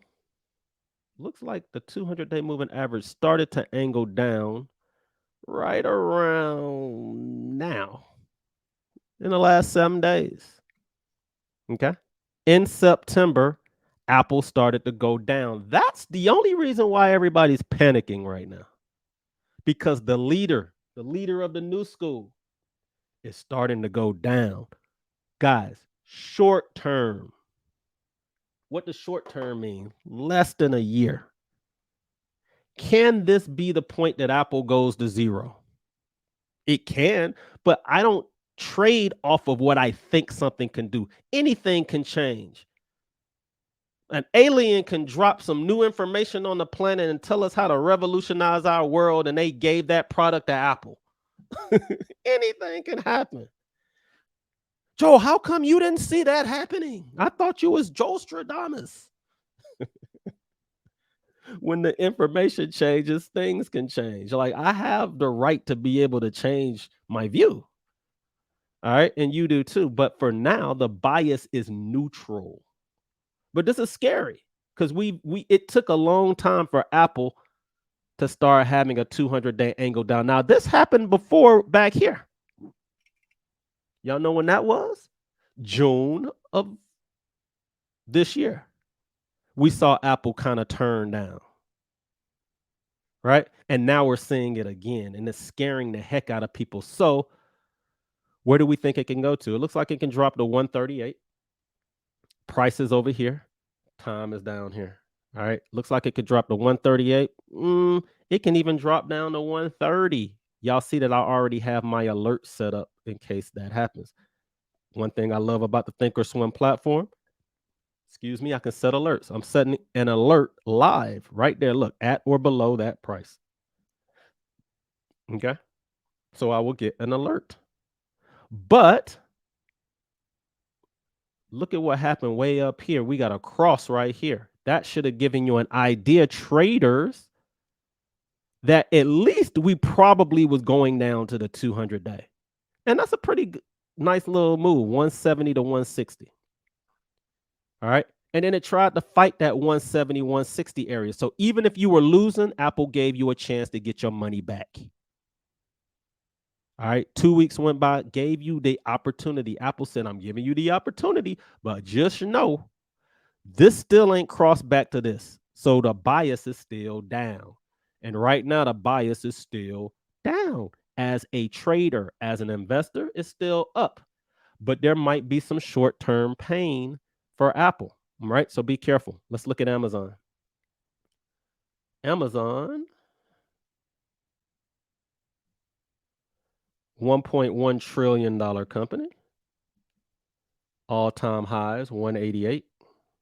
Let's look at the week chart. What is the bias? What is the bias for Amazon? Everybody knows it's up. All right. Well, what's the short-term bias? The short-term bias, look at this. Amazon's 200-day, guys, was going down back in February.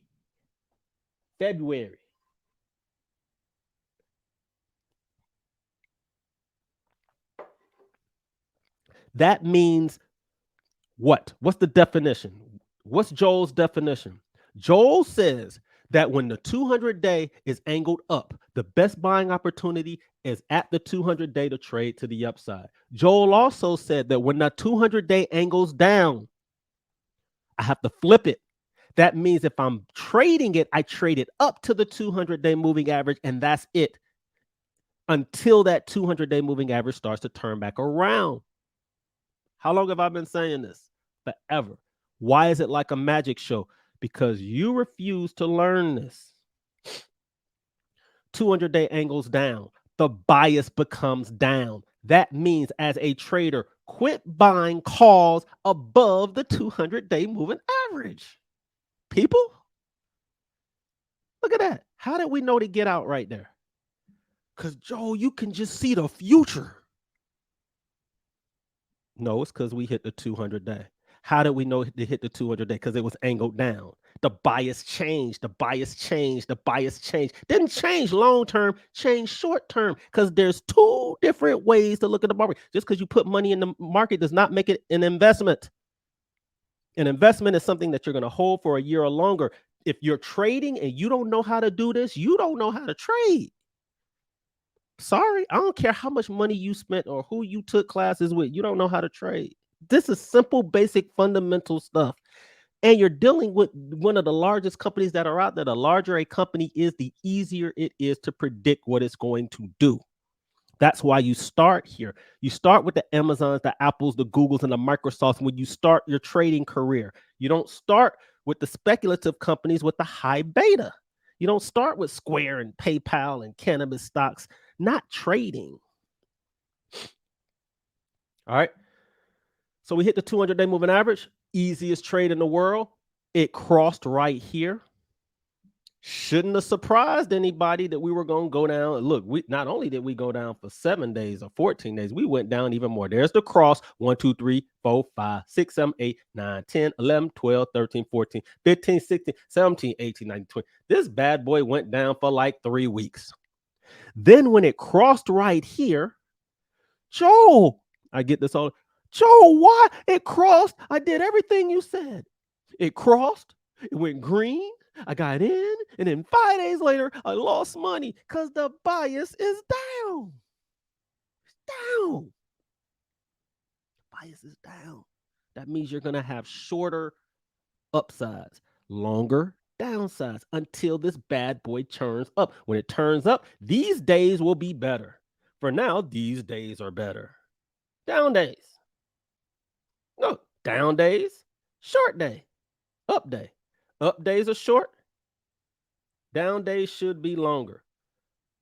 We got up to the 200-day perfectly. We just crossed 1, 2, 3, 4, 5, 6, 7, 8, 9, 10, 11, 12, 13, 14, 15. 15 days. Look at that. And then it crossed. Then it crossed back under how many days, guys? 1, 2, 3, 4, 5, 6, 7, 8, 9, 10, 11, 12, 13, 14. Maybe we turn around. It's like magic, right? How come Joel makes this look so easy? Because it is easy. It is. All right, let's look at Google. What's the bias of Google? The bias of Google is up long term, bias down short term. Down. This is down. That means if it's down, we're going to move up where, guys? To it. It's like magic. Google didn't even give you a chance to hit the 200-day. That bad boy just crossed and said, bump that, we going down. That was the trade. This was the trade for Google. Why? Because this is down. This is down. You get more bang for your buck to the downside. If you don't know how to trade to the downside, don't do it or get a consultation. Okay? Very, very simple way of looking at the market. Simple strategies. I don't have 14, 15, 16. I will trade better than whatever trader y'all bring in front of me. I've done it for years. I've out-traded everybody. Okay? And I have receipts to prove it. Keep it simple. Simple is better. Advanced is not better. The more knowledge I have about something that I'm not even going to use is not how you make money in this game. You got to understand the fundamentals and the basics first. Then you can create some strategy. You can, you got to learn basketball first. You got to learn how to dribble before you learn how to cross over. Because I can't cross over if I don't have no control of the ball. Y'all don't have any control, right? I can't spin the golf ball if I don't know how to hit it, right? I see so many people trying to do things that are way more advanced than where you are in the way that you look at the market. And you guys got to start looking at the market for what it is. Coinbase ain't never had a 200-day angled up. Y'all know that? Coinbase ain't never, ever have a 200-day moving average angled up. So what is that telling you? It's telling you that crypto, y'all got to be careful about crypto. It ain't never had a 200-day that was angled up. That means the bias for Coinbase is always down. Always. From the history of it opening up. And that kind of sucks, right? Because a lot of people, we love crypto. We want crypto to go up, but crypto is speculative. And this is the first place people are going to go. I believe crypto is about to get smashed. I keep telling people my new target for Bitcoin is like 5,000. The same price that I got in the first place. And if I can get it for 5,000 again, oh my God, I will have that Lambo that I'm looking for. Because I believe in time, it might get back to, I believe Bitcoin can grow again back to 50,000, but not until all of this stuff is over with, right? It's too speculative. All right. So, the bias for Coinbase is down. All right. Let's look at Oxy. Oxy's petroleum play, just like Chevron and everything else, the bias is up, right? If the bias is up, quit shorting it. And if you're going to short it, okay, I'm going to short this, Joel. I'm shorting it. I don't care what you say. All right. Then you should be shorting it to the 200-day. Excuse me. Because the bias is up. Get your 13 or 14 days of making money and then get out. And then trade that way, okay? But the bias is up for Oxy. Plug Power. Plug Power is a $12 billion company, market cap. But what's the bias? Y'all see how easy this is now? You're like, oh man, this is so much easier to understand. Bias. Why didn't I learn bias in the beginning? Bias is the basis, people. Bias is the basis. The basis of trading is bias. The basis of investing is bias. If the bias is up, I gotta keep buying a whole bunch before it turns around and never comes back. The bias for trading is I gotta go with the trend until it ends. This is down bias. As a trader, even if you're going to the upside, you should have known to get out there. You should have known to get out here as a trader. As an investor, it don't matter. As an investor, the bias is also down. But what's giving Plug Power a bias to the upside? It's the infrastructure bill. Anything that's involved with electric cars is giving us a bias to the upside. And it went up in price. It went from, $1 all the way to 75. And now it's down probably about 70%. And that's common for a company. That's common for a speculative company, right? And it's forming this little triangle here. So you got a triangle here, you got a triangle there. It's forming a triangle. If it can break out of this triangle and go up in price, it can start going up in price again. All right. But for now, you have to ask yourself realistically, instead of trying to pray on something happening, if the 200-day moving average is angled down and if the bias is down and I'm trading, guys, you make more money to the downside. 1, 2, 3, 4, 5, 6, 7, 8, 9 days of making money easily. Because the 200-day moving average is angled down, even if the volatility index is at 30. But as an investment, it's totally different. Okay. ChargePoint, $5 billion company. That's why you guys should be buying these companies too, because they're only $5 billion in size. Right? ChargePoint is 5 billion, Plug Power is 12 billion. Plug Power is double the size of ChargePoint. A lot of you guys didn't know that. ChargePoint is half the size of Plug Power.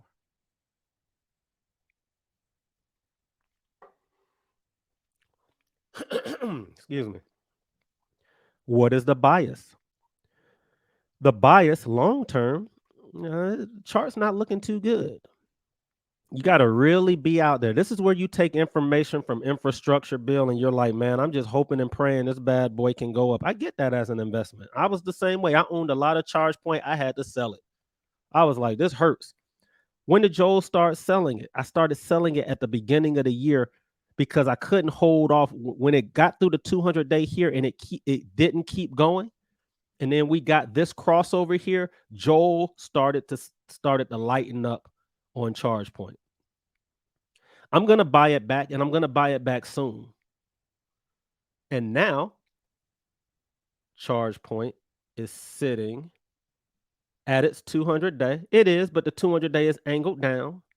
And I know the lowest price, I know in my mind I can buy ChargePoint between $8 and $15, and I'm fine with that.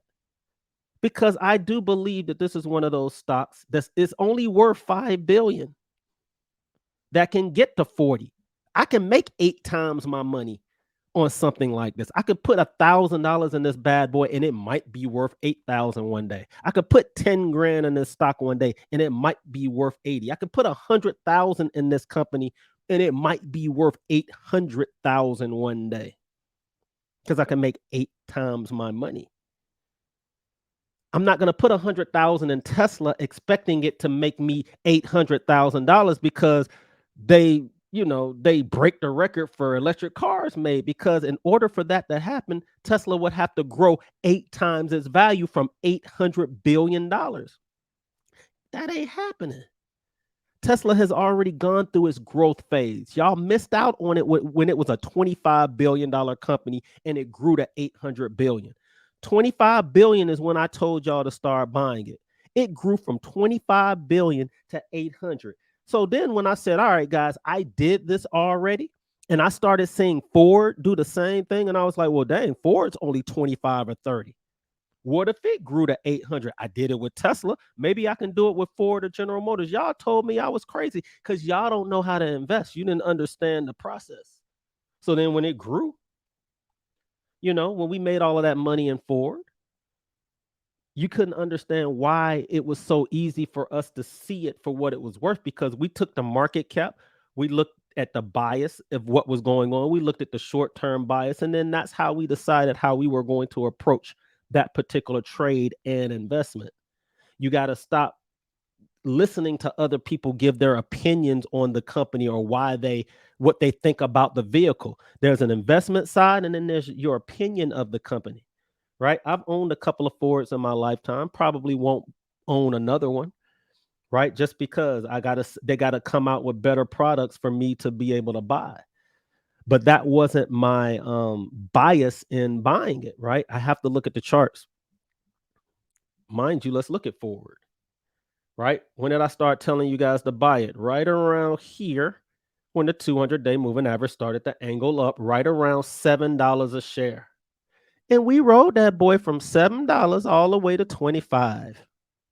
Got you guys out at about 20. Now, a lot of you guys were like, how did you know to get us out, Joel?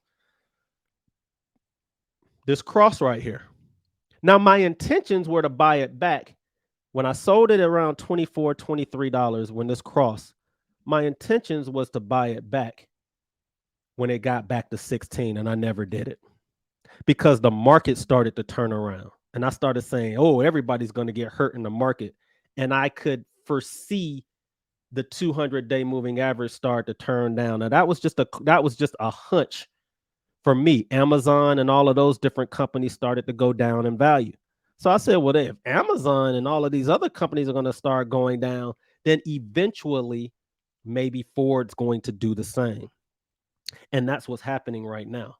The 200-day now is angled down. As a trader, I don't want to trade this to the upside unless I'm going to trade it to the 200-day. As an investment, I still think you should be buying Ford right now. You see how I can flip it You're like, Joe, how can you just said in one sentence you would buy it and sell it? No, I didn't. I said as a short-term trade, if you want to buy it to the upside, because bulls make money, bears make money, pigs get slaughtered. Bear can make money on this to the downside. A bull can make money, but if you're going to be a bull, you're a bull to 15. You're not a bull to 30. I'm going to buy some 3-year options plays on this. I get that. I get that. That's kind of like a gamble. I don't really buy leaps 3 years out anymore. I just don't. The market is just crazy like that now. All right. So be careful. All right. Short term, the bias is down. How many days? 1, 2, 3, 4, 5, 6, 7, 8, 9, 10, 11, 12, 13, 14. It's been 14 days. Joel was right on every single stock we looked at. It's a magic show. You sure Joel didn't just write these on here? Nah, you can go back and you can test this for the rest of your life for free. If you watch the video, I don't have time. I don't have the money. I'm giving you a free video. Free. All right, Carnival Cruise. Y'all know I hate these companies. I hate all cruise line companies. Why are y'all buying them? Like, it makes no sense to me whatsoever. The cruise line companies were going down before COVID. Y'all see this?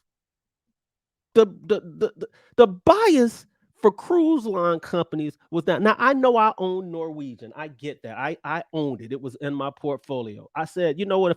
If y'all love these companies so much, I'm gonna buy the best one that's out there, Norwegian. I hate these companies. I hate them. I despise them unless you're shorting it. The bias has been down since the bias for these companies have been down since 2018. Y'all heard what I just said? The bias has been down 2 years before COVID. That means they were losing money before COVID. So now all of a sudden they're going to make money? They was losing money at full force. 2018, 19, and y'all still want to buy these terrible companies. Down what, 19% today? 20% today? Because you're going to sell the terrible, crappy stuff first. I'm going to sell these companies. I'm going to sell my cannabis companies, and I'm going to sell crypto, and I'm going to hold on to my Apples, my Amazons, and Googles. That's just the mindset. Get rid of the terrible crap. Hold on to the cream until everything is popping and you can't make money from the cream anymore. Then I can put my money into the crap. This is a crap of a company. Petri dishes on water. I hate them. I used to hate Ford this much. Even if you were trading this to the upside, how did you know where to get out at? Joel says when the 200-day is angled down, you trade to it. How did you know to get out, Joel? Joel, how did you know to get out there? Joel, how did you know to get out there and there and there? Because I'm a student of the game. Joel, how did you know to get out there? It's like magic. Oh my God, if I only had this 2 years ago, I'll be a gazillionaire. Where were you, Joel? I was right here telling y'all the same stuff. But I just went and took this class. It was $10,000. They didn't teach none of this crap.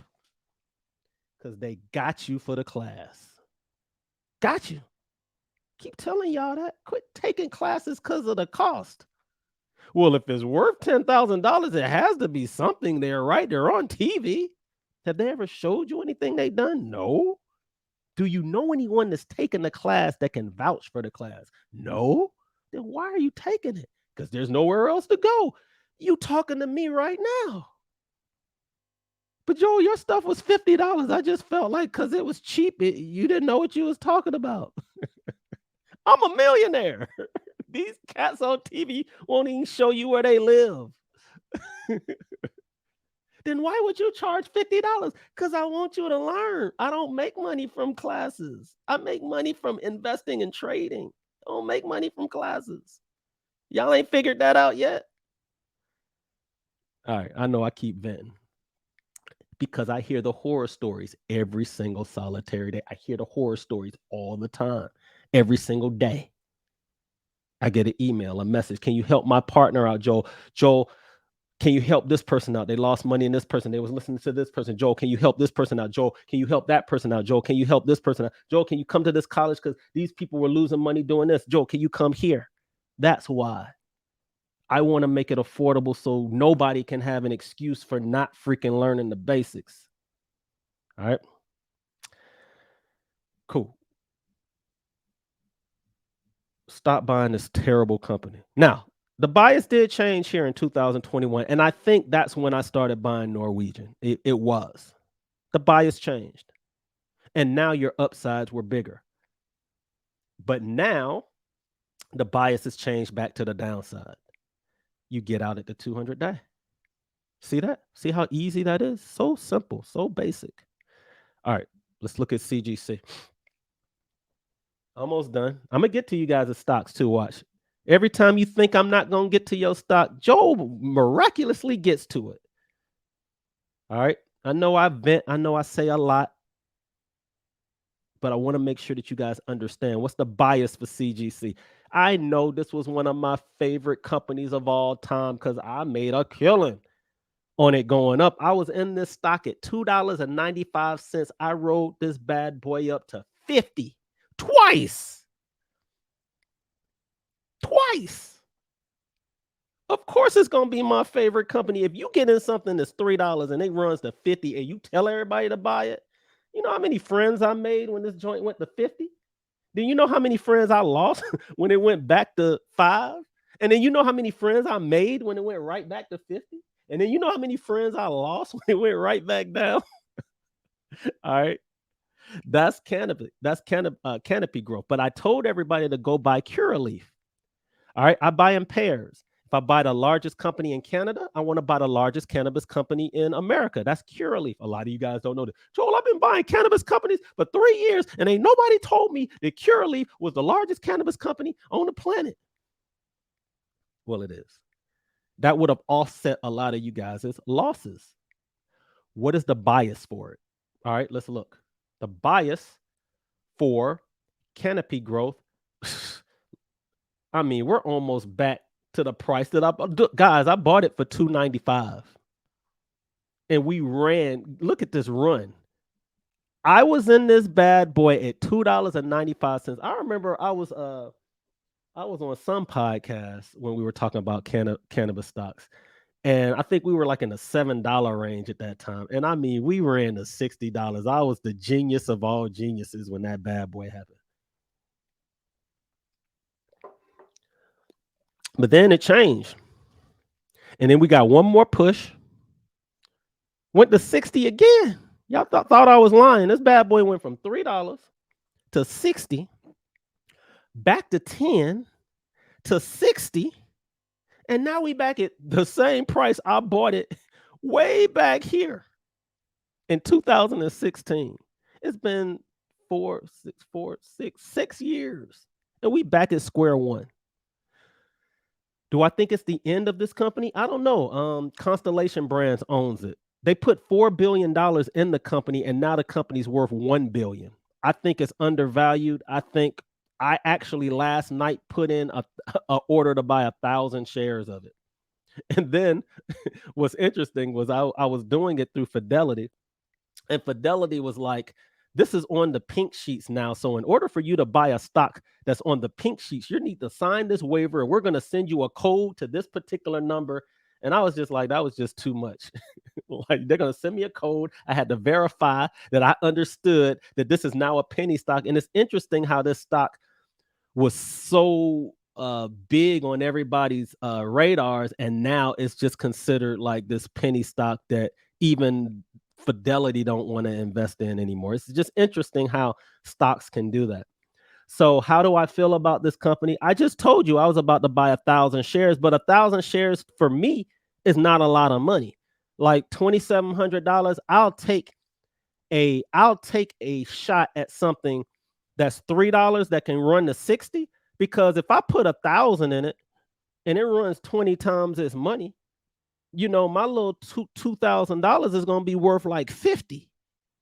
I'll take that trade all day long, because if I lose all of it, it doesn't affect me long term, right? I can lose $2,700, but in the grand scheme of things, it's only 0.0001% of my account, and I just threw a number that's out there, and that's how you guys should approach the market too. There's nothing wrong with investing in speculative companies like this.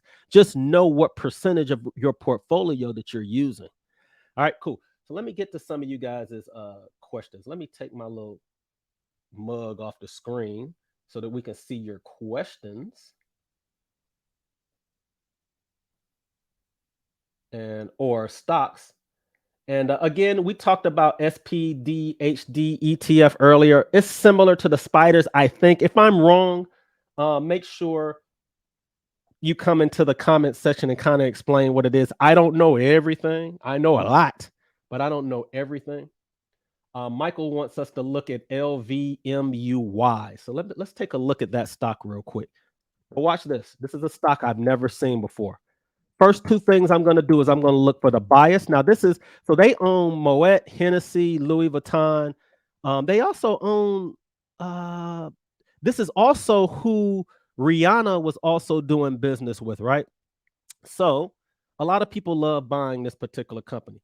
Now, before we even look at this company, we want to know what the long-term bias is, and we want to know what the short-term bias is. As an investor, you see that it's going from the lower left side of your screen to the upper right.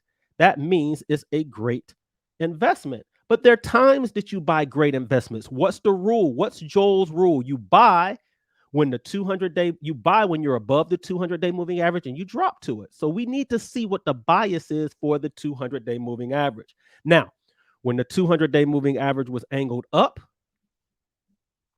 everyone knew to buy it when it hit the 200-day. But what's going as an investment, if you want to add to your positions, even this long period, even if you invested all the way during February to May and it seemed terrible, it still was a great investment. And then you could have bought it there, you could have bought it there, because the 200-day, now the 200-day was angled down here, but then once it started to angle up, it gave everybody the confidence to be able to buy it when it hit the 200-day.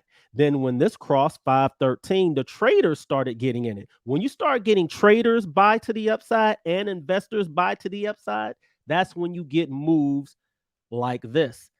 But what's going on short term? Short term, what's the bias, people? Short term, look at what's happening right here. The 200-day is angled down. Oh no, it's angled down. That means it's the opposite short term. Look, it's going this way. It's going this way. So that means if you're trading it, you better be trading it to the 200-day, because it's probably going to reverse. Look at this. How come every single stock we talk about is doing the same thing, Joel? This is making me angry. Not making me angry. This stuff is easy. It's dumb easy. How did you not know to do that? Because you're mixing strategies. You're mixing a volatility index 30 investing strategy with a trading strategy. You trading to the upside when the trade is to the downside. The investing is to the upside. Volatility index 30. Can you trade the volatility index when it hits the 30 as a trade? You can, but you're still going against the bias. You have to know that before you even trade. And you want to go with the momentum of the market. If the momentum of the market is down, you want to trade down. You don't want to invest down. You want to buy when the market's bias is this terrible as an investment, but you also want to look long-term and see what's going on with it. When it crossed, how long should you have stayed in this trade? 7 to 14 days. Say it again, 7 to 14 days. It crossed. 1, 2, 3, 4, 5, 6, 7, 8, 9. You can get out. But Joel, shouldn't it be an exact amount that you get out? No. This is not an exact science. It's not. It's knowing what's happening and then getting your butts in. That's why I love this game, because I used to have the perfect entry and the perfect setup and I'm like, nah, the bias is down And this cross, you could have got in on any of these days because my mindset was 7 to 14 days. Day 1, day 2, day 3, day 4, day 5, day 6, day 7. You could have got in on day 7 and still made money to the downside. All right. Cool. All right. Let's look at XOM. So XOM is the largest oil company on the planet, at least from what I know. Oil stocks, energy stocks are in favor. What is the bias? Joel, what's the bias? Y'all can tell me what the bias is. The bias is up. Blue is up. When this is up, bias is up. You buy it when it hits the 200-day. When should you have bought this? 3 days ago. 3 days ago when the volatility index hit 30. Isn't it ironic that the volatility index hit 30 on the same exact day that we hit the 200-day moving average? Does that necessarily mean that this trade is going to work? Well, it's working. So yeah, the answer is yes. You should have your stop at break even, because if you're trading, you should have a risk to reward in place so that in case this thing reverses, you get out and you don't lose any money. But shouldn't you wait until it crosses? Yeah, you can wait until this crosses and this goes blue to get your confirmation. You can. But there's several ways that you can enter a trade. There's several ways I can shoot a basketball. There's not one way. My elbow doesn't have to perfectly be here and align and go up. Like, there's so many release points for different basketball players. It's the same thing for swimming. When I was growing up swimming, Janet Evans was this swimmer that swam wheelbarrow style. She ended up breaking the world record swimming the complete opposite of how people said you should swim. And they said, oh, she's just an anomaly. Like, nobody else is going to be able to do that, until Caleb Dressel came out and ended up being the fastest human in the water ever. And he has a wheelbarrow style of swimming. And if people had just watched her back then, they would have understood, right? There's different ways. One way is not the way. All right. There's always different ways. But if you keep it simple, if you understand what you're doing, you'll be okay in this particular game. So yeah, long term up looks like short term up. So XOM does look like a good play. We already looked at Carnival Cruise. Let's look at AMD. We already looked at Google. AMD is a semiconductor company, so it's the first one that we're looking at today. When you look at AMD, long term bias is up. We get that. That's why everybody is putting it in their long term portfolios. But traders, the 200-day started the angle down. Be careful. The money is to be made to the downside as a trader. Anybody trading 7 to 14 days, 7 to 14 days. Can you trade longer than that? You can, but the way this market is working, I'm an advanced trader, one of the best that's out there. I keep my trades to 7 to 14 days. I know that's the hardest way to trade, and I get in and out of the market the same day. But trying to take 3 and 4 month trades in this market, heck no, right? Especially when the 200-day is down, unless I'm shorting. You could take a 3-month trade out if everything is going to the upside. But why are you guys buying calls 3 to 4 months out when the 200-day moving average is angled down? The only way that you take calls on this is if you're taking a call to the 200-day, 100 calls. Right? Anything over 100, you gambling. You don't know what you're doing, in my opinion. Okay. Let's look at SoFi. All right, SoFi, small bank. Love it. I love it as an investment. It just IPO'd. There is a stat out there that I think 99% of companies that I think it's 90%. 90% of the companies that IPO'd in the last year are all underneath their IPO price. 90%. Only 10% of IPO companies are above their IPO price. This has never had a 200-day moving average angled up. I'm in it. This is a gamble for me. This is a gamble just like Canopy Growth. Why do I like it? I love SoFi because SoFi is only... I think it's less than $10 billion in size. Yeah, it's a $2 billion company. Oh, no, I'm sorry. It's a $5 billion company. So I love that. It's $5 billion in size. I believe it can grow. If you're trading it, you know that the bias is down because the 200-day moving average is angled down. And if the 200-day is angled down, then you know where to trade to. If you're trading this, it should be to the $8 level. Why are y'all going higher than that? Because you don't know how to read charts. Okay. This is the first place until the 200-day is angled up. Now, if the 200-day is angled up, you can go way out if you want to, but not until then. All right. Somebody said Joel is back with the haters block shades.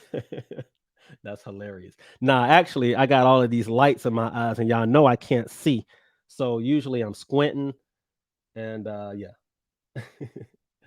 All right. Someone said XOM options. So I did look at XOM. Let's look at the options for XOM. So let's pull up the options. I'm only going to teach you guys calls and puts. If you want to take a course, Noble has a more in-depth class where you learn more than calls and puts. You learn straddles, you learn strangles, uh, you learn how to look at percentage.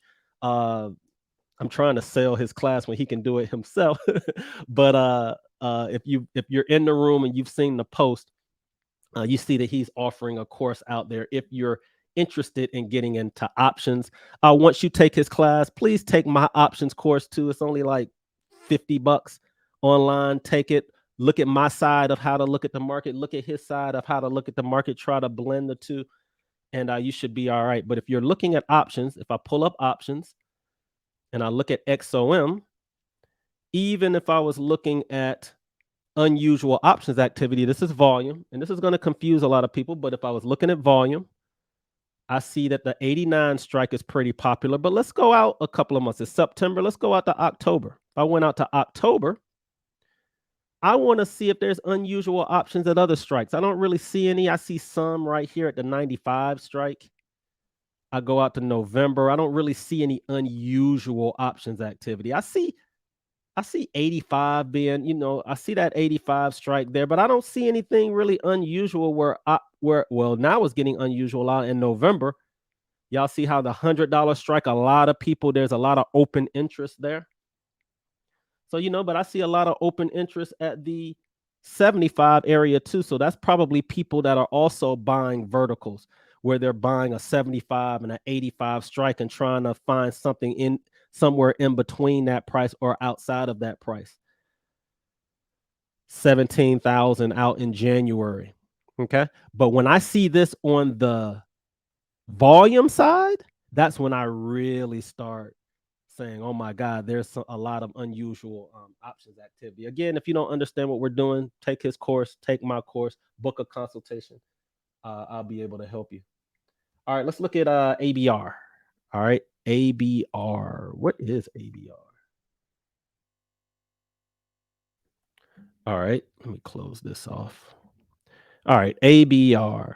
You got me on this one. Arbor Realty. Ooh, all real estate companies, I say stay away. Why? Because real estate is about to go down. You get interest rates in the 5 and 6% range. People are not going to be able to afford as much house. I think real estate gets stifled for a while. If you're the 200-day moving average did start to go down in April, you knew as a trader where to go to the 200-day. Like magic, every single chart looks the same exact way. All right. And now this just happened. It crossed about 7 to 14 days, 3, 4, 5, 6, 7, 8, 9, 10, 11. It's been 11 days that the real estate market's been going straight down in value. It can go down for another 3, 4, 7 days. All right, before turning around. Now, today is the last day of this month, and we're about to start the fourth quarter. So you might see it stabilize in the next couple of days, next couple of weeks. All right, let's look at another one. Sheena's always laughing at me. I don't know what I said. I think I'm Kevin Hart. All right, Microsoft options. Let's look at Microsoft real quick. All right, Microsoft. Bias is down, people. Short term. Long term is up. Bias is down. If you were trading, you knew where to get out. Magic show. Joel always performs the magic show. Every single chart it went to the 2. I know it did. Let's look at all products. Look at this unusual. Ooh, I love these options plays. Should have been playing around with that 240 strike. Let's go out to October. I don't really see anything unusual. Got 5,000 down here at the 270 strike, November. I don't really see anything unusual. Oh, you got the 235 strike, but that's where we at today. I do see there's still more activity on the put side, guys, than the call side. You know, anytime you see the call put ratio heavier on the put side than the call side, or it's neutral, it doesn't really tell me what's going on with the stock. So I don't see anything unusual. First Majestic, which is AG. I thought AG was silver. This is not First Majestic. What is First Majestic? Oh, it is silver. Silver's down. The bias is down as a trader. You should have known where to get out here. Even if you were trading this to the upside here, this still, you see how this failed because the 200-day moving averages angled down. And then once we crossed, that's why this move was so vicious. It was vicious because the bias was already down. Look at that. It's down, guys. Down, down, down, down, down. Now it is forming a base. Silver is forming a base right around this price. So it could turn around, but if I was buying call options, I wouldn't be going any higher than 10. And even if you look at the $10 strike, I don't see any unusual. All the activity is at the 750 strike, even if all the way out to October. Like I don't see anything unusual to make me think we about to pop the 10. Here's some unusual options activity out in November, but it's still the 8 and the 9 strike. You don't see 10. And you know why? Because everybody knows that this 200-day moving average is angled down. You see a lot of people buying this strike. They're not buying the 9 or the 10 because they see what I see. Someone said Martin Chuck, young lady who bombs drives on live tour. Got it. Trying to work on my stock and golf game. It all works hand in hand. That's hilarious. What's going on, Jody? All right, so the music that we were playing earlier, that's Jody. That's Joseph Farrell's music. Brilliant guy. All right, we got Noble on the call. Noble was talking about the market being bullish from 2020 to 2022, and now it's not. He also said, good stuff. We've been preaching the same thing all year. We're bearish traders and bullish investors. See that? Even though we argue and we disagree on some things, we agree with bias. Like it's clear as day when you see it on your charts. Yesterday's price is not today's price. Yesterday's price definitely is not today's price. You want to take advantage of the market, but you got to know what your bias is. Jatanya said, hey, Jatanya has an 850 credit score. So I think she's single out there too, guys. So, you might want to jump in her deals. She going to beat me up for that. She got good credit. And I seen her portfolio. All right, what's going on, Mark? FAMU in the house. I went to Howard University. I think my kid is gonna go to FAMU and play the quints, the drums down there. I refuse to wear orange and green, so I will be wearing my Howard stuff to all the FAM games. But my brother went to FAMU, so it's all good. All right, so it looks like we got to everybody's stocks. The last one we're gonna look at is Coupa Software, and then I gotta get out of here because I got a tea time to make. So Coupa, I told you guys I was gonna get to everybody's stock. Coupa, what's the bias? Ooh, it's been down. Ooh, Coupa's been down, but look at this, guys, just like a magic show. Look at this. Bam, bam, bam. Y'all see that? You would have known as a trader where to get out. The only time you go higher is if you're above the 200. You see, when you're above the 200, the sky is the limit. That's why it blew to the upside. Once it got below it, and this 200-day started to angle down, the limit was the 200-day moving average. Bam, bam, bam. And then you catch a move where it hits the 200-day and then reverses. And then you get a cross right there. 1, 2, 3, 4, 5, 6, 7, 8, 9, 10, 11, 12, 13.